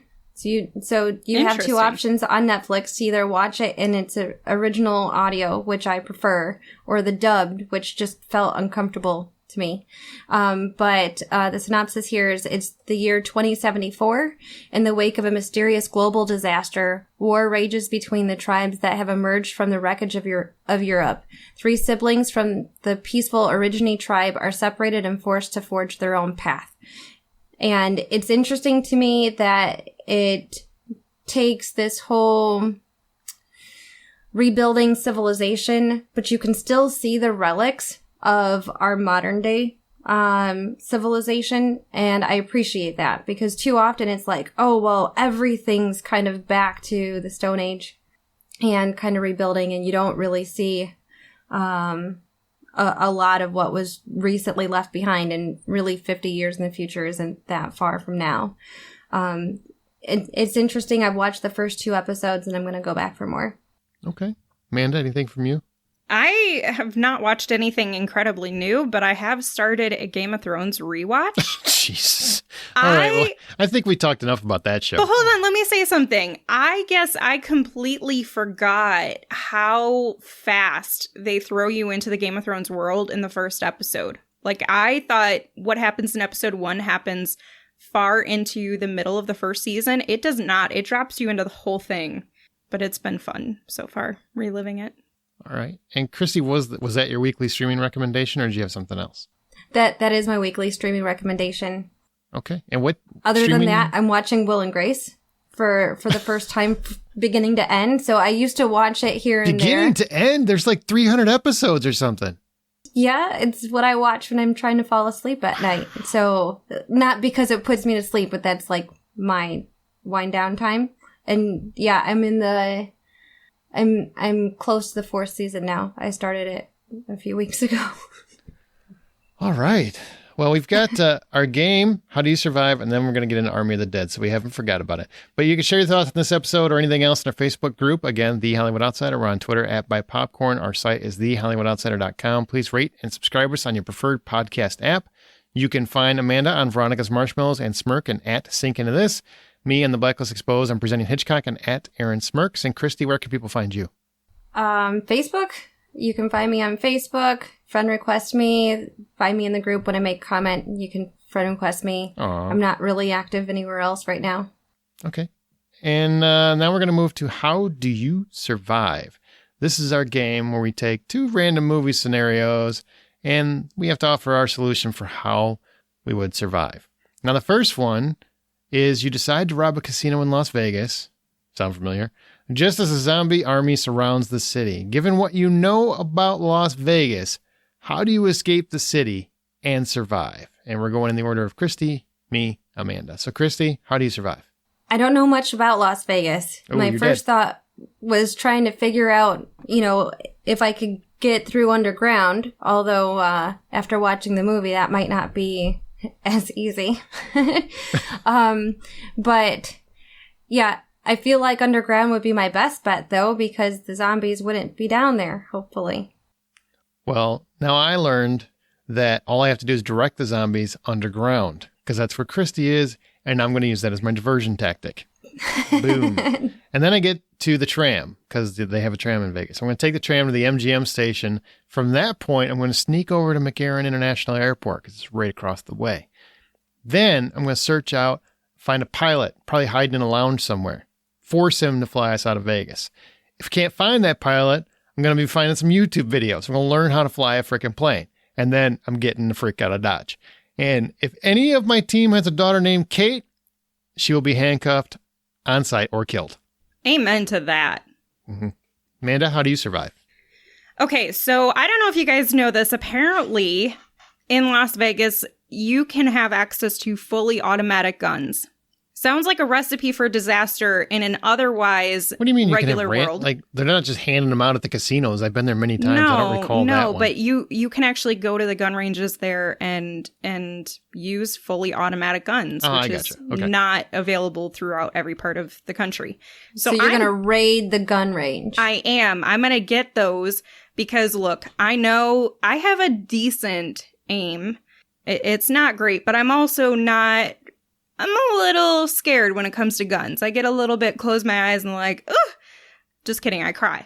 So I'm going to grab those because I want to be able to shoot as many of them as I can without having to really pay attention. But I'm also going to grab a super fast and expensive tank because where else can you get one of those than in Las Vegas? A tank? Yes. You can get a tank in Las Vegas? They have like personal military replica tanks. Not like tank, like an SUV tank. I don't know how to explain this. I looked this up. A Hummer with a... Not a Hummer, but it's different. I don't know. I don't recall tanks running down the Vegas Strip. This is not the best description, but I found this on the internet, and so I will send you pictures. And they described it as a tank, okay? Okay, so anyway, you've got 6,000 pounds of weapons weighing you down. Now you're trying to find a tank in Vegas to escape. This is a very elaborate and hopeful plan. No, you're they're going to be right describing next to Las each other. Vegas as a military state and not like, the capital of debauchery in America or something. Yeah, well, what are the strippers going to do for me? I don't want to throw them under the bus. They are hardworking men and women. Maybe the syphilis will protect you. I don't know. No, don't be mean. Don't be mean to the sex workers. So I'm going to use my expensive and super fast automobile to run over the zombies and just plow through them to get out of my way. And then also, if I have somebody with me, then they can do the additional shooting for me, front and back, to make sure that nobody is actually crawling onto the vehicle if I need to like pause for a second. But I probably won't do that. If you're a civilian and you're not a zombie and you're in the middle of the road, I'm going to be hitting you. I'm really sorry, but it is what it is. I would be hitting civilians as well. I would just It'd keep moving be. forward. Yeah. If we got to pick a partner, I'd pick Scott Calgaro. Ooh, that's a good one. Yeah. Because he can shoot.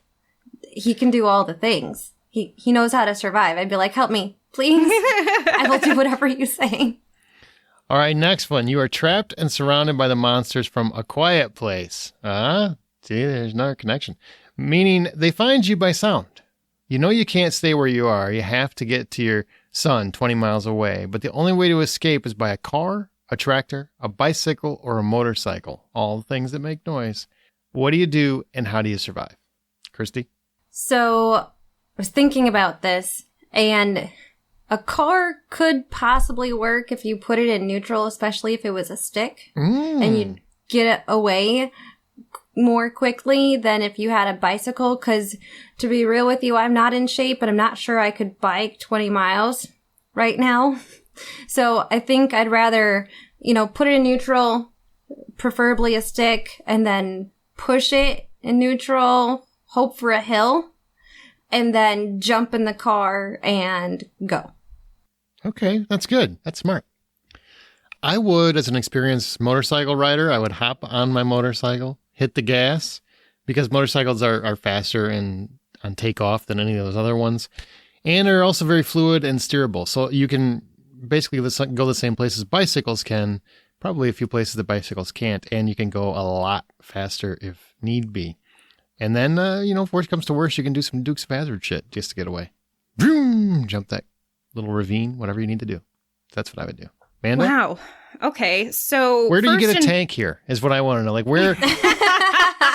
Well, we're not in Vegas, man. Oh, okay. Of course. First and foremost, I'm just going to say this. To my son, who is 20 miles away, you're dead. I cannot stay quiet long enough for me to get to you and them to not kill me. Hallelujah. Yeah, it is the truth. I am here to own it. I'm just not that person. Amanda, I'm more than likely. The guy is, the monster's here, Amanda. Just don't say anything. Oh, she's dead. That's really I would probably try to talk to him. Sir, okay, let me just talk to you. Let me reason with you. Exactly. More than likely, on my solo journey, I'd probably start talking to myself, thinking out loud, not realizing it because I do this often. I just say it out loud and then I remember it a little bit better. So I'm not going to survive. But if I do try to do something, I'm only going to survive on a car. I have no idea how to navigate a tractor. I'm a city girl. I don't know how to operate that. I'm just like Christy, I'm not going to be able to get on a bicycle, and I'm not going to die on a motorcycle. I would rather die by the monster. So hopefully I can find another tank. So stick shift or automatic for your car? Automatic. I haven't driven a stick shift since I was 16 or 18 or something, and I was not good at it then. Something I think we're all going to die. Yeah. No way. I'm going to hop on a motorcycle. motorcycle. I can get out of there because I'm not worrying about anybody else, and I can throw my son on the back of the bike. If there were swarms, though, you need something special to make the bike really quiet if you were going to do that, because motorcycles are not quiet. No, what but if I get fast. A Prius? They're fast. A Prius? They're quiet. They're hybrids. They are not fast. They will be eaten. The car itself would be eaten. But I will be so quiet, they won't know I'm driving a car because I'm in a Prius. They won't eat you. They won't eat you because they feel sorry for you that you have a Prius. That's what would happen.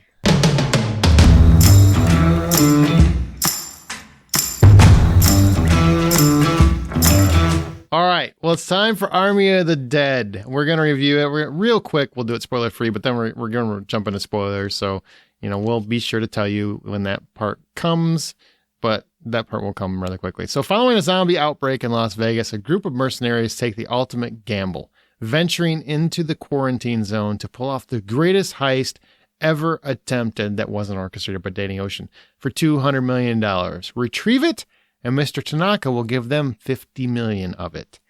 If they can escape Las Vegas alive before the U.S. deploys a nuclear bomb on the town to just blow it into smithereens.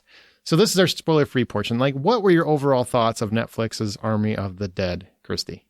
I enjoyed it. I enjoyed it enough to, and don't take this as an insult, when I fell asleep in the middle of it, I woke up the next morning and watched it from where I left off. But it was the second movie that I had watched that night. I was really tired after a long week of work. So it's nothing about the movie itself. It was just, I was tired. I think that's a great compliment. When I fall asleep in a movie, I usually just look up what the ending was. This time I was like, no, I'll just watch the rest of it. And I watched it the next morning. So that was pretty good. I enjoyed it. I'm not a zombie movie person. I don't particularly seek them out. I don't enjoy them. I actually had forgotten that I had seen many zombie movies, and I had told Chase, I'm like, hey, we should watch this. I don't think I've seen any zombie movies. And then I went back and was like, oh, wait, I did. They just weren't memorable. So I definitely had my characters that I loved, and then there was some that I hated. The one that I loved was the helicopter girl. Well, hang on. We'll talk about those in a second. We'll get into specifics here in a second. Amanda, what were your overall thoughts?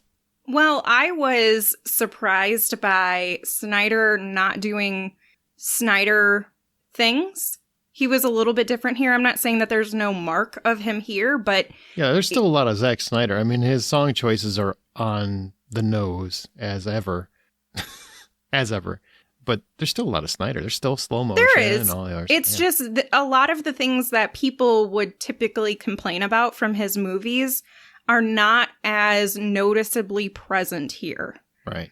So I was actually quite impressed with this. I thought the combination of a heist film and a zombie film was a lot of fun, and it made it really, really exciting. I did not mind the time length of it, which I thought I would, especially with how late I had watched this movie. I think I stayed up till almost like 1:30 or 2 in the morning watching it, which is unreal for me. And I don't know. I enjoyed it. I, too, think that the ending... The last act fell through story-wise pretty terribly, and it really annoyed me, but I still liked the movie.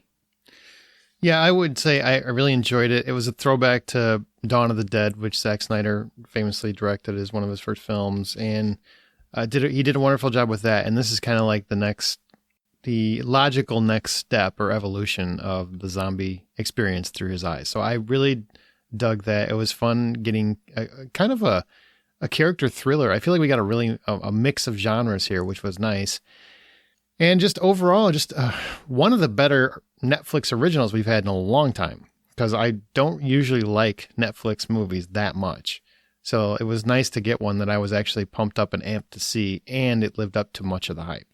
So there you go. Yeah, I think typically with Netflix movies, they're good. Well, the ones I have actually ended up watching based off a recommendation I've enjoyed, but never been excited to watch one. The thing that drew me in about this movie was you had mentioned on a different episode recently, I don't remember how long now, but it was because the zombies were more intelligent. And I'm like, okay, I have to see this, because it's not just a movie where, you know, they're all just dead and trying to kill you, that there was more to it. And I was intrigued and I wanted to see where they were taking that. Yeah, and speaking of, we're going to wade into the movie right now, so spoilers will be present here, so you have been warned. And a lot of people, I think, thought this was going to be an all-out action blitz or a horror rampage of sorts, and instead we got a bit of character drama mixed with these options. And Dave Bautista, I mean, he plays like a dad who had to kill his daughter's mother, and he's wrestling with that, and then he was kind of an absentee dad because he wasn't very attentive, because he felt horrible for what he did, and so his relationship with his daughter suffered. I mean, there's a lot of stuff that I wasn't expecting in a zombie heist movie. So what did you think overall the tone of Army of the Dead? I was equally surprised that there was actually some depth to the characters. I wasn't expecting that. And like you said, especially towards the end when he realizes that the relationships that he had kind of destroyed by being so absent. It wasn't just the daughter relationship, and I don't know how much spoilery we want to get here. No, it's free, wide open. If they haven't turned it off by now, it's on them. Okay. I forgot the girl's name, but the girl that she was like, forever's an awful long time, when he said, I thought I had ruined things forever. I wish I could remember her name. And Maria that Cruz? Maria, yeah. And when they had the opportunity, and it was like they were going to be able to have a future together because he still loved her and she still loved him. And then bam, that was that, you know, I expected it, but then I was sort of hopeful that that wasn't going to happen, because I sure liked her more than a lot of the other people. Some of the people I was like, oh good, I'm glad they died. But yeah, I kind of wanted to see that come through. I was really disappointed that the daughter was one of the people that made it. I would have picked Maria a million times over. Or Chambers. I thought Chambers was great too. She was the one that, because of Martin, that jackass who had to, I was so throw the angry. reflector the wrong way just to get her killed. She's a stunt woman, and she had like the best action sequence, I think, in the whole movie. Like, she just made it out of there. Like, she freaking made it. She did all of that shit and got out of there, and still this guy got her killed. I mean, wow. I loved her after that. That, I think, was my favorite part of the whole movie, was her navigating through that moment. And I was like, that fucking prick. Sorry. Ooh, no, sorry. Was really, really upset about that. And she was from the beginning, one of the more intriguing characters that you wanted to get to see more. You wanted to see where this was going to go. Yeah, her and the helicopter girl were my two favorite besides Batista, characters in the whole movie. Yeah, and she is, Samantha Wynn is her name, and she is a stunt person. She's been a stunt actress in a ton of things, Agents of S.H.I.E.L.D. and 300 Rise of an Empire. She doubled for Eva Green and Ming-Na Wen and all of these people. So she's a very accomplished stunt actress and just a fun actress, I thought. I agree with you. That was my favorite scene of the whole movie. And even though it ended not the way I wanted, it was still a freaking awesome scene. I wish the movie would have had more of that, honestly. I really do.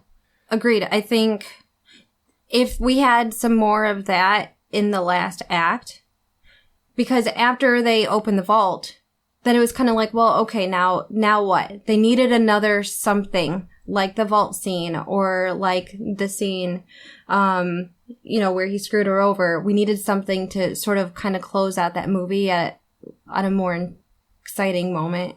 Absolutely. Okay, and just so listeners know, Amanda had to step away for a little bit, but we're going to keep on talking. So I want to ask you about the zombie intelligence factor. So we have intelligent zombies, or at least a class of them here, and they barter, they hunt, and a few of them can even reproduce now in this Zack Snyder world. So what do you think about Zack Snyder's new take on zombies here? I mean, do you feel like this was the evolution we needed to make them feel fresh again, or do you feel like it was a little too far? No, I think I would watch more movies if zombies were like this. There's just something appealing where you see that, their bodies mutated for whatever turned them into a zombie, right? And to see them not just be these walking monsters that are just going to try and eat or kill anything that's walking around, but that they actually had some concept of, okay, here's the basic zombies that we know we can sacrifice no matter what. And, pretty much who cares if they die? But then there was the elites, anyone who was bitten by, the leader. Which I was nervous that the next movie, I'm assuming they're making the next movie, that Batista was going to be the next leader because in his final moments, he was bitten by him. I thought it was fascinating, and I found myself really upset when they beheaded the woman. I realized the zombies were bad guys, but... But it's kind of cruel, right? It was kind of cruel. No, it was a horrible thing to do. Fine, shoot her in the head like you did everybody else, but why did you kill her like that? It was just awful. It was really upsetting. And then when she's pregnant, I mean, even though it's a zombie, right? They had been acting kind of like tribes, like a tribe. They were just being protective of their area, and they were being a tribe in many respects. So I don't want to say I felt bad for the zombie that was pregnant, but part of me was like, man, I mean, they weren't really bothering you until you did that. So this was completely on Martin and Kate. Martin and Kate are really the two villains here. And if it wasn't for that, I think this movie, their circumstances would have worked out very, very, very different. Absolutely agree there. Yeah, we're coming back to Kate. You don't get to walk away just yet. No. In terms of the actual style of the zombie, I was really excited to see an intelligence factor, somewhat of an emotional factor, and just something different, because I'm just, okay, we've seen them fast, we've seen them slow, we've seen a little, warm bodies, we saw a little bit of some humanity that way. But really, this is the first time we've seen the villain style of zombies have some emotional capacity and kind of extend what they can do. They can reproduce and everything else, because they weren't really dead so much as they were infected, is one way to look at it, right? But even if they were dead, whatever it is, they can have babies. I think that's great. We're going to start little zombie families. We're going to have little zombie kids walking around, eating little zombie babies all over the place. I think that would be cool. I want to see that world. So it was kind of exciting. It was exciting. Like I said, I would definitely watch more movies like this, or even if they made video games where they're more intelligent. Because like you said, it was more like they were just infected. They still had some amount of humanity left in them. Mm-hmm. And so it just made it kind of more real, more relatable. Like if we were to be affected by a different type of virus than the one that won't be named, I could just kind of imagine in my head that we'd have varying degrees of intelligence that you still had after you mutated into this thing. So it was intriguing. Now, we're going to talk about the characters, and you mentioned that your favorite character was played by Tig Notaro, right? The helicopter pilot. And then we saw the article drop this weekend. Yeah, which is that Tig actually took the spot of Chris D'Elia, who was a comedian who was accused of sexual predator issues. So less said about him, the better. But because of that, Chris was replaced by Tig in all of the scenes. So all the scenes that you see Tig, the helicopter pilot, in, whenever you see that is not actually something that was shot together. So Peters, who is the helicopter pilot, was not actually there with Dave Bautista or anyone else. All that was digitally included, and actually cost them an extra couple $1,000,000 because they had to do all of this. Now, did that stand out to you at all? Did you even notice? No, it blew me away when I read the article that she didn't live, film with the rest of the crew and that they just digitally implanted it in. I just was amazed. They did such a good job. We've seen other films maybe not necessarily pull it off as well. So I couldn't believe that the one person that I was really, really in love with their character wasn't even supposed to be there in the first place. Which is awesome. That's just awesome. So why her? Why Peters? I don't know. There was something about her, this badass woman who was take charge. Okay, what do you need done? All right, I'm on it. And just gonna do it. And then when the helicopter took a shit and she repaired it, I don't know, the whole thing, everything about her just made me love her. I loved her character too. I thought she was a lot of fun, and Oh, are you back? Why don't you announce your presence? We're just halfway through and now you're back. Yeah. Hey! But I loved Tig's character. I thought she was really funny, and she was like what Tom Cruise should be for me. And she even kind of was a better looking version of him. And I No. Yes. No. Yes. No. Promise yes. you no. Mm-mm. For me, yes. Tom Cruise, of all the people to call out, Tom Cruise? I don't like Tom Cruise. Well, you might not like Christy, him, but did you not know prettier this? than Tig. Yes, he is. No, I did know that, but no.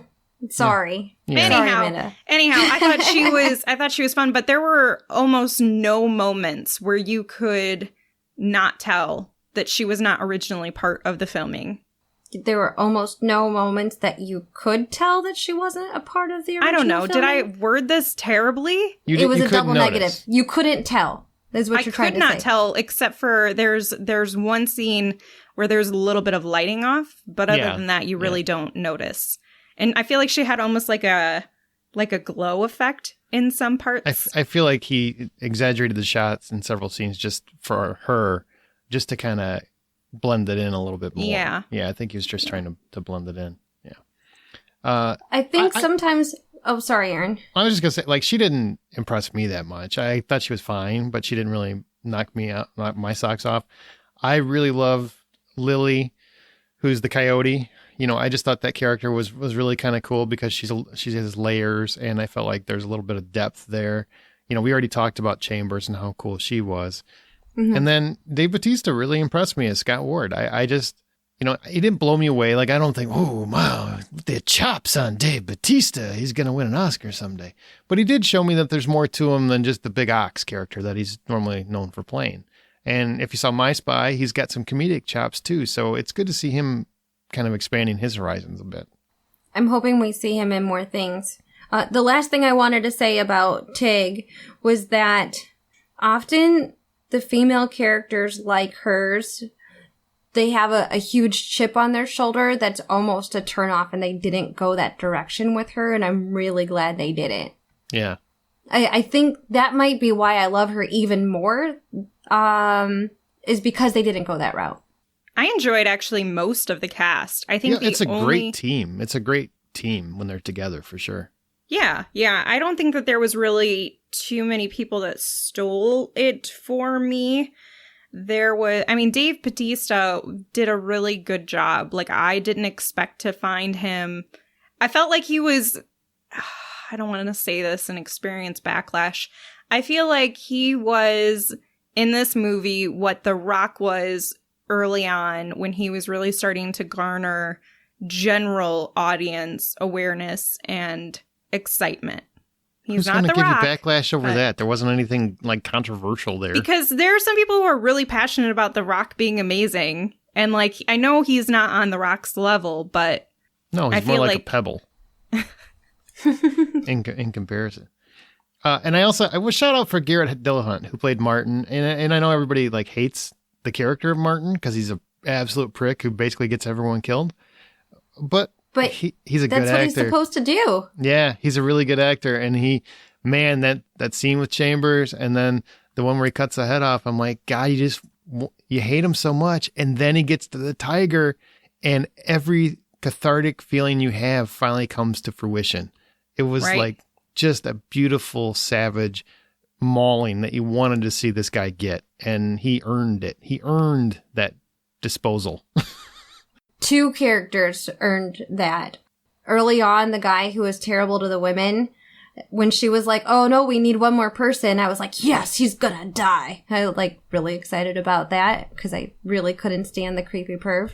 But then the moment that the tiger destroyed Martin, you're right, it was cathartic. I was like, this is the moment we've been waiting for.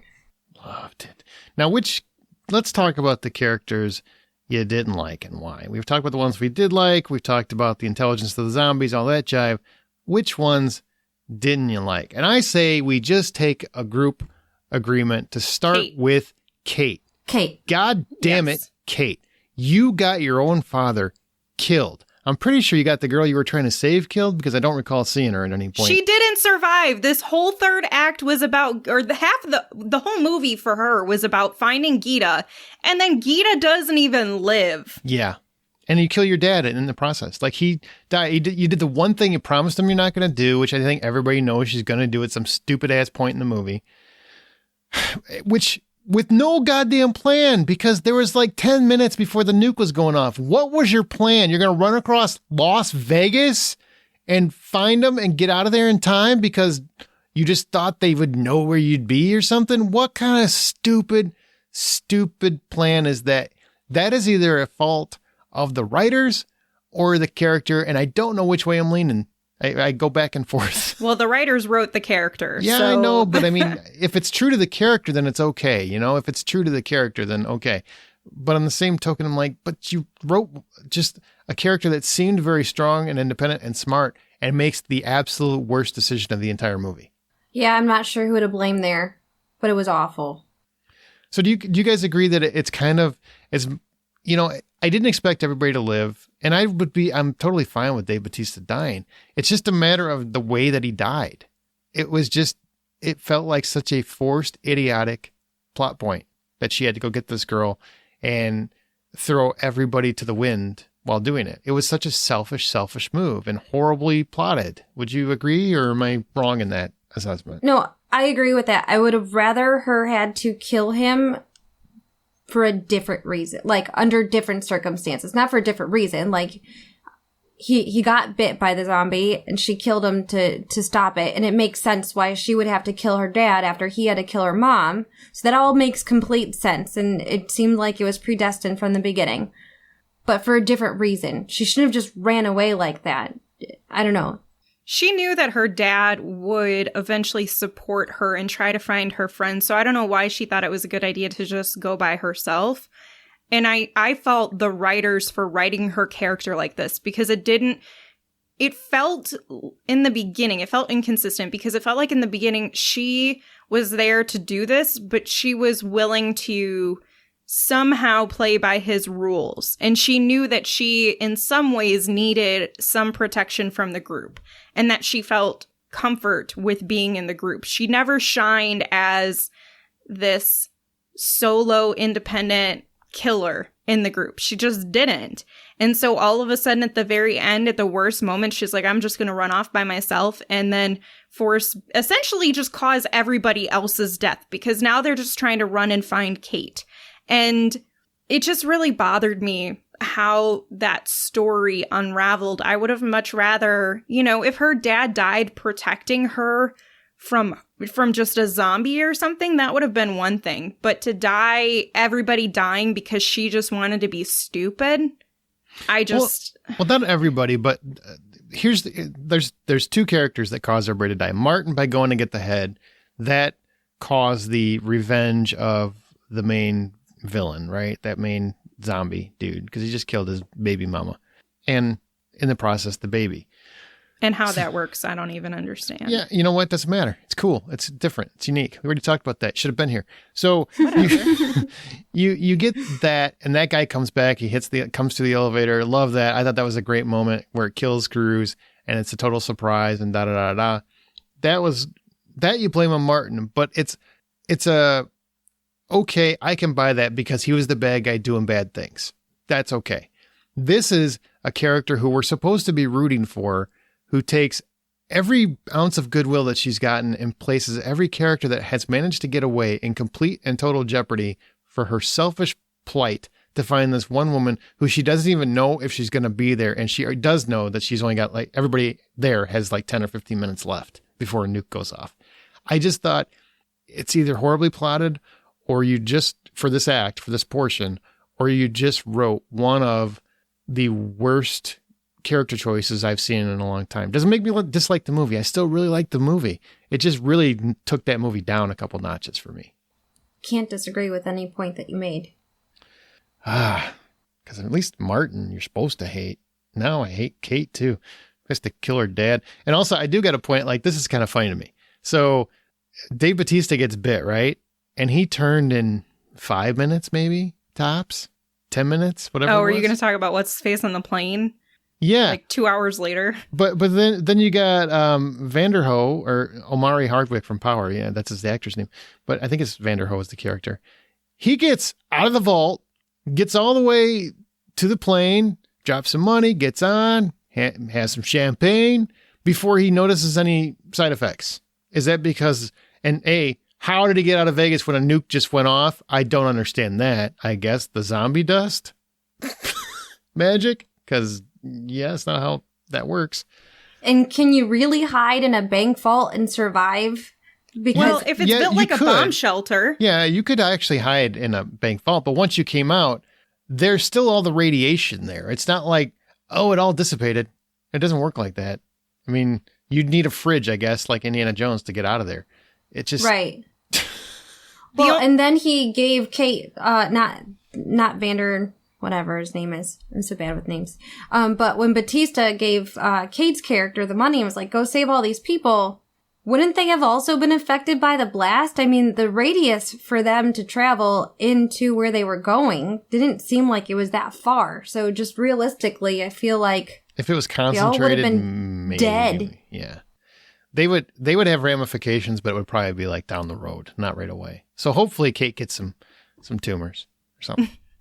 I do wonder for Dave Bautista's character if he got bit so much earlier, because I don't remember the specific moment where he got bit because nobody really seemed to know.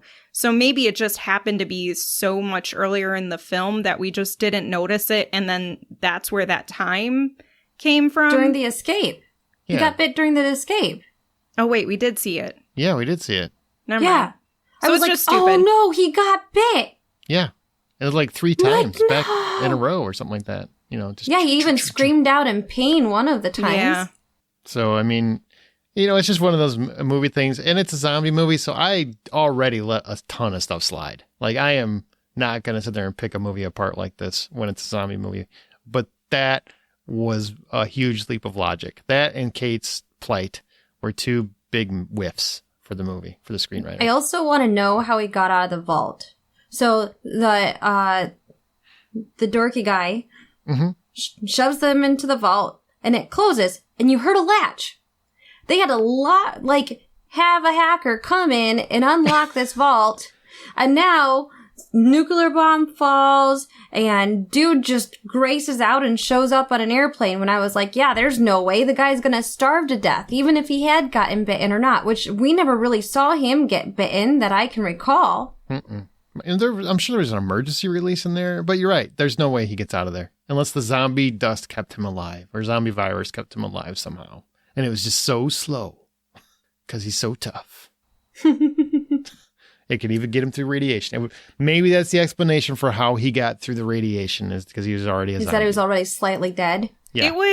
It was also left a little open-ended at the end in terms of what he's going to do at that point. Mm-hmm. He's going to Mexico City to infect Well, do you think Mexico he's City. going to stay on there and let it happen? Do you think that, because they started to notice how he was acting weird, and I'm sure that the flight attendants are well apprised of a nuclear bomb that just went off to kill zombies. Like, I feel like word of mouth is going to spread about a bunch of zombies being in the area. And well, everybody knew about the zombies. That was exactly all over the news. So, yeah. So it's like they had to have he's known different.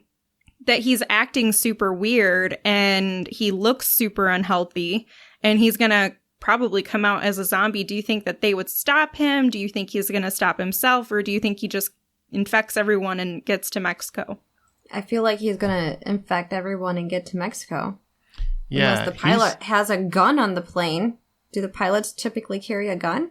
Sure. Things I don't think know so. about planes. I think so, but I really feel like his disease is going to evolve into what's called sequelitis, which is he's got to get to Mexico City and infect them so they can That's get that what I sequel. wondered too. Yeah. That's what I anticipated. Well, they've already created like a whole world. There's a prequel coming, I think, early the next year, which is directed by someone else, but Zack Snyder was involved in the story. And also an animated show is going to come Wow. out from this. It's like a whole universe that's coming. Whoa. So I had a quick question for you. Is this related at all to the other zombie movie that Zack Snyder did? No, that was Dawn of the Dead. That was a remake of George Romero's Dawn of the Dead. So It's completely completely unrelated. separate. Okay. Yep, completely separate. So what did you think of the ending in terms of where no one really gets to live with any of the money they stole and everyone died because Martin had to steal the zombie head and Kate had to be the worst rescue mission and had to go on the worst rescue mission in history? Like, do you wish somebody would have gotten the money that lived and wasn't bitten? No. Oh, really? You like the kind of the desperate sad ending? Kinda, yeah. I feel like they were really stupid to go in and try and get rich quick off of, risking their lives with zombies. And realistically, in a non-realistic film, that's probably how it would have all happened anyways. They all would have been dead, and if they had gotten out, they wouldn't have had any money. So, I don't know. It just seemed fitting. Yeah, I'm not bothered at all at how the characters' defeat happened where they don't survive with money, or if they do survive, they're bitten. I am just really bothered by Kate's story. Like, that's the thing, that's my sticking point here, where I otherwise would have really, really loved this movie. And it just, it felt like it was just a stupid, cliche little plot point that they could have done without. And it didn't feel like it fit. What would you rather they have done? Like, if you had all control to change the way Kate's story played out, what would you have done? If she would have left to get Gita, I would have just had her die with Gita. Like, I don't think that they would have survived. I don't think that Dave Bautista and his cohort would have been able to get to her in time. But I also, I just genuinely feel like it's a lose-lose situation for them regardless. But I just don't like the idea that her very stupid mistake caused many people to die. Yeah, I would have rather had something along the lines of the Batista can't get to the helicopter in time for when they have to be out of there, and that's how he died, or something like that. And then the zombies descended upon him, or something like that, or he died saving her heroically, or something like that, or just, anything but the way it went down. I just felt like it was more forced than earned in that respect. I didn't like how the coyote died either. I thought her death was kind of dumb. But just because she could have got in the helicopter in plenty of time. I just felt like she was hanging out there for way too long.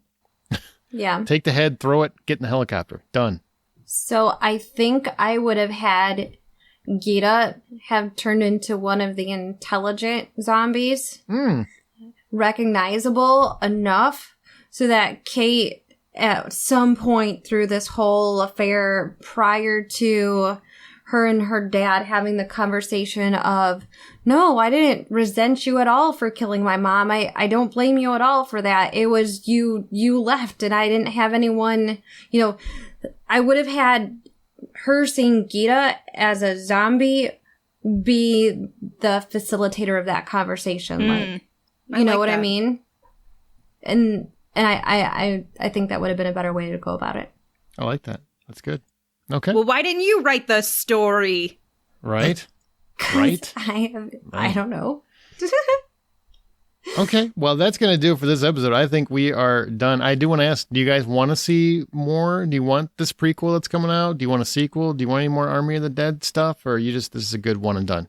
So I would like a sequel, but not for a couple years. Like, too often we get the sequel and it's a year later or 2 years later, and this is not what I don't want that too quickly. I want to wait a little bit. I'm in the middle. I'm not sure. I would have to be... Now, I was really excited and optimistic and didn't really have any hesitations. Now, I feel like I have my own reservations because of how that story worked in the third act, that I'm not as excited to see more out of it because I just worry that I'm going to get something that results in a level of disappointment again, even though I did like the movie overall. So, I don't know. I think I would give it an opportunity, but I'm not craving for it at this point. Fair enough.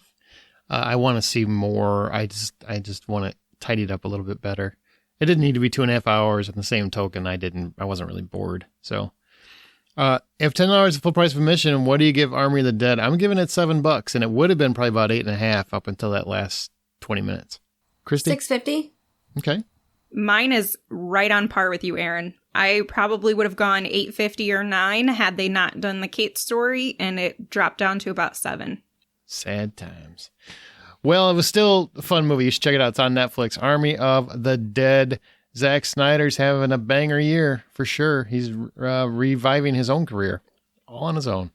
And remember, the next time you head to a theater, which is happening this frickin' weekend, as you heard earlier, get out there, see some movies. It's a good time to be a movie fan. We've got some big ones coming. Well, we got one big one coming, and then Cruella, who Disney doesn't even know is going to be worth anything. But that's it. Remember, the next time you head to a theater, buy popcorn.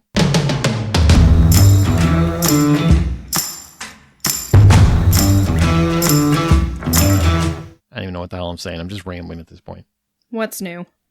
Kiss my ass, Amanda. No, thank you. Where did you go for like 45 minutes? We're doing a review, and then you come back and like, hey, did you guys already talk about the character? God damn it! I got abducted by aliens. Oh, no. Yeah. I hope you got probed. I did, but it was a good time. Shit. What is happening? You should try it sometime. What? What? Getting probed by aliens? No, Yeah. I'm good. I'm good, thanks. I mean, You don't know what you're missing. Missing? Listening. it all depends on if they have a gentle touch. Okay. Oh, you like it soft.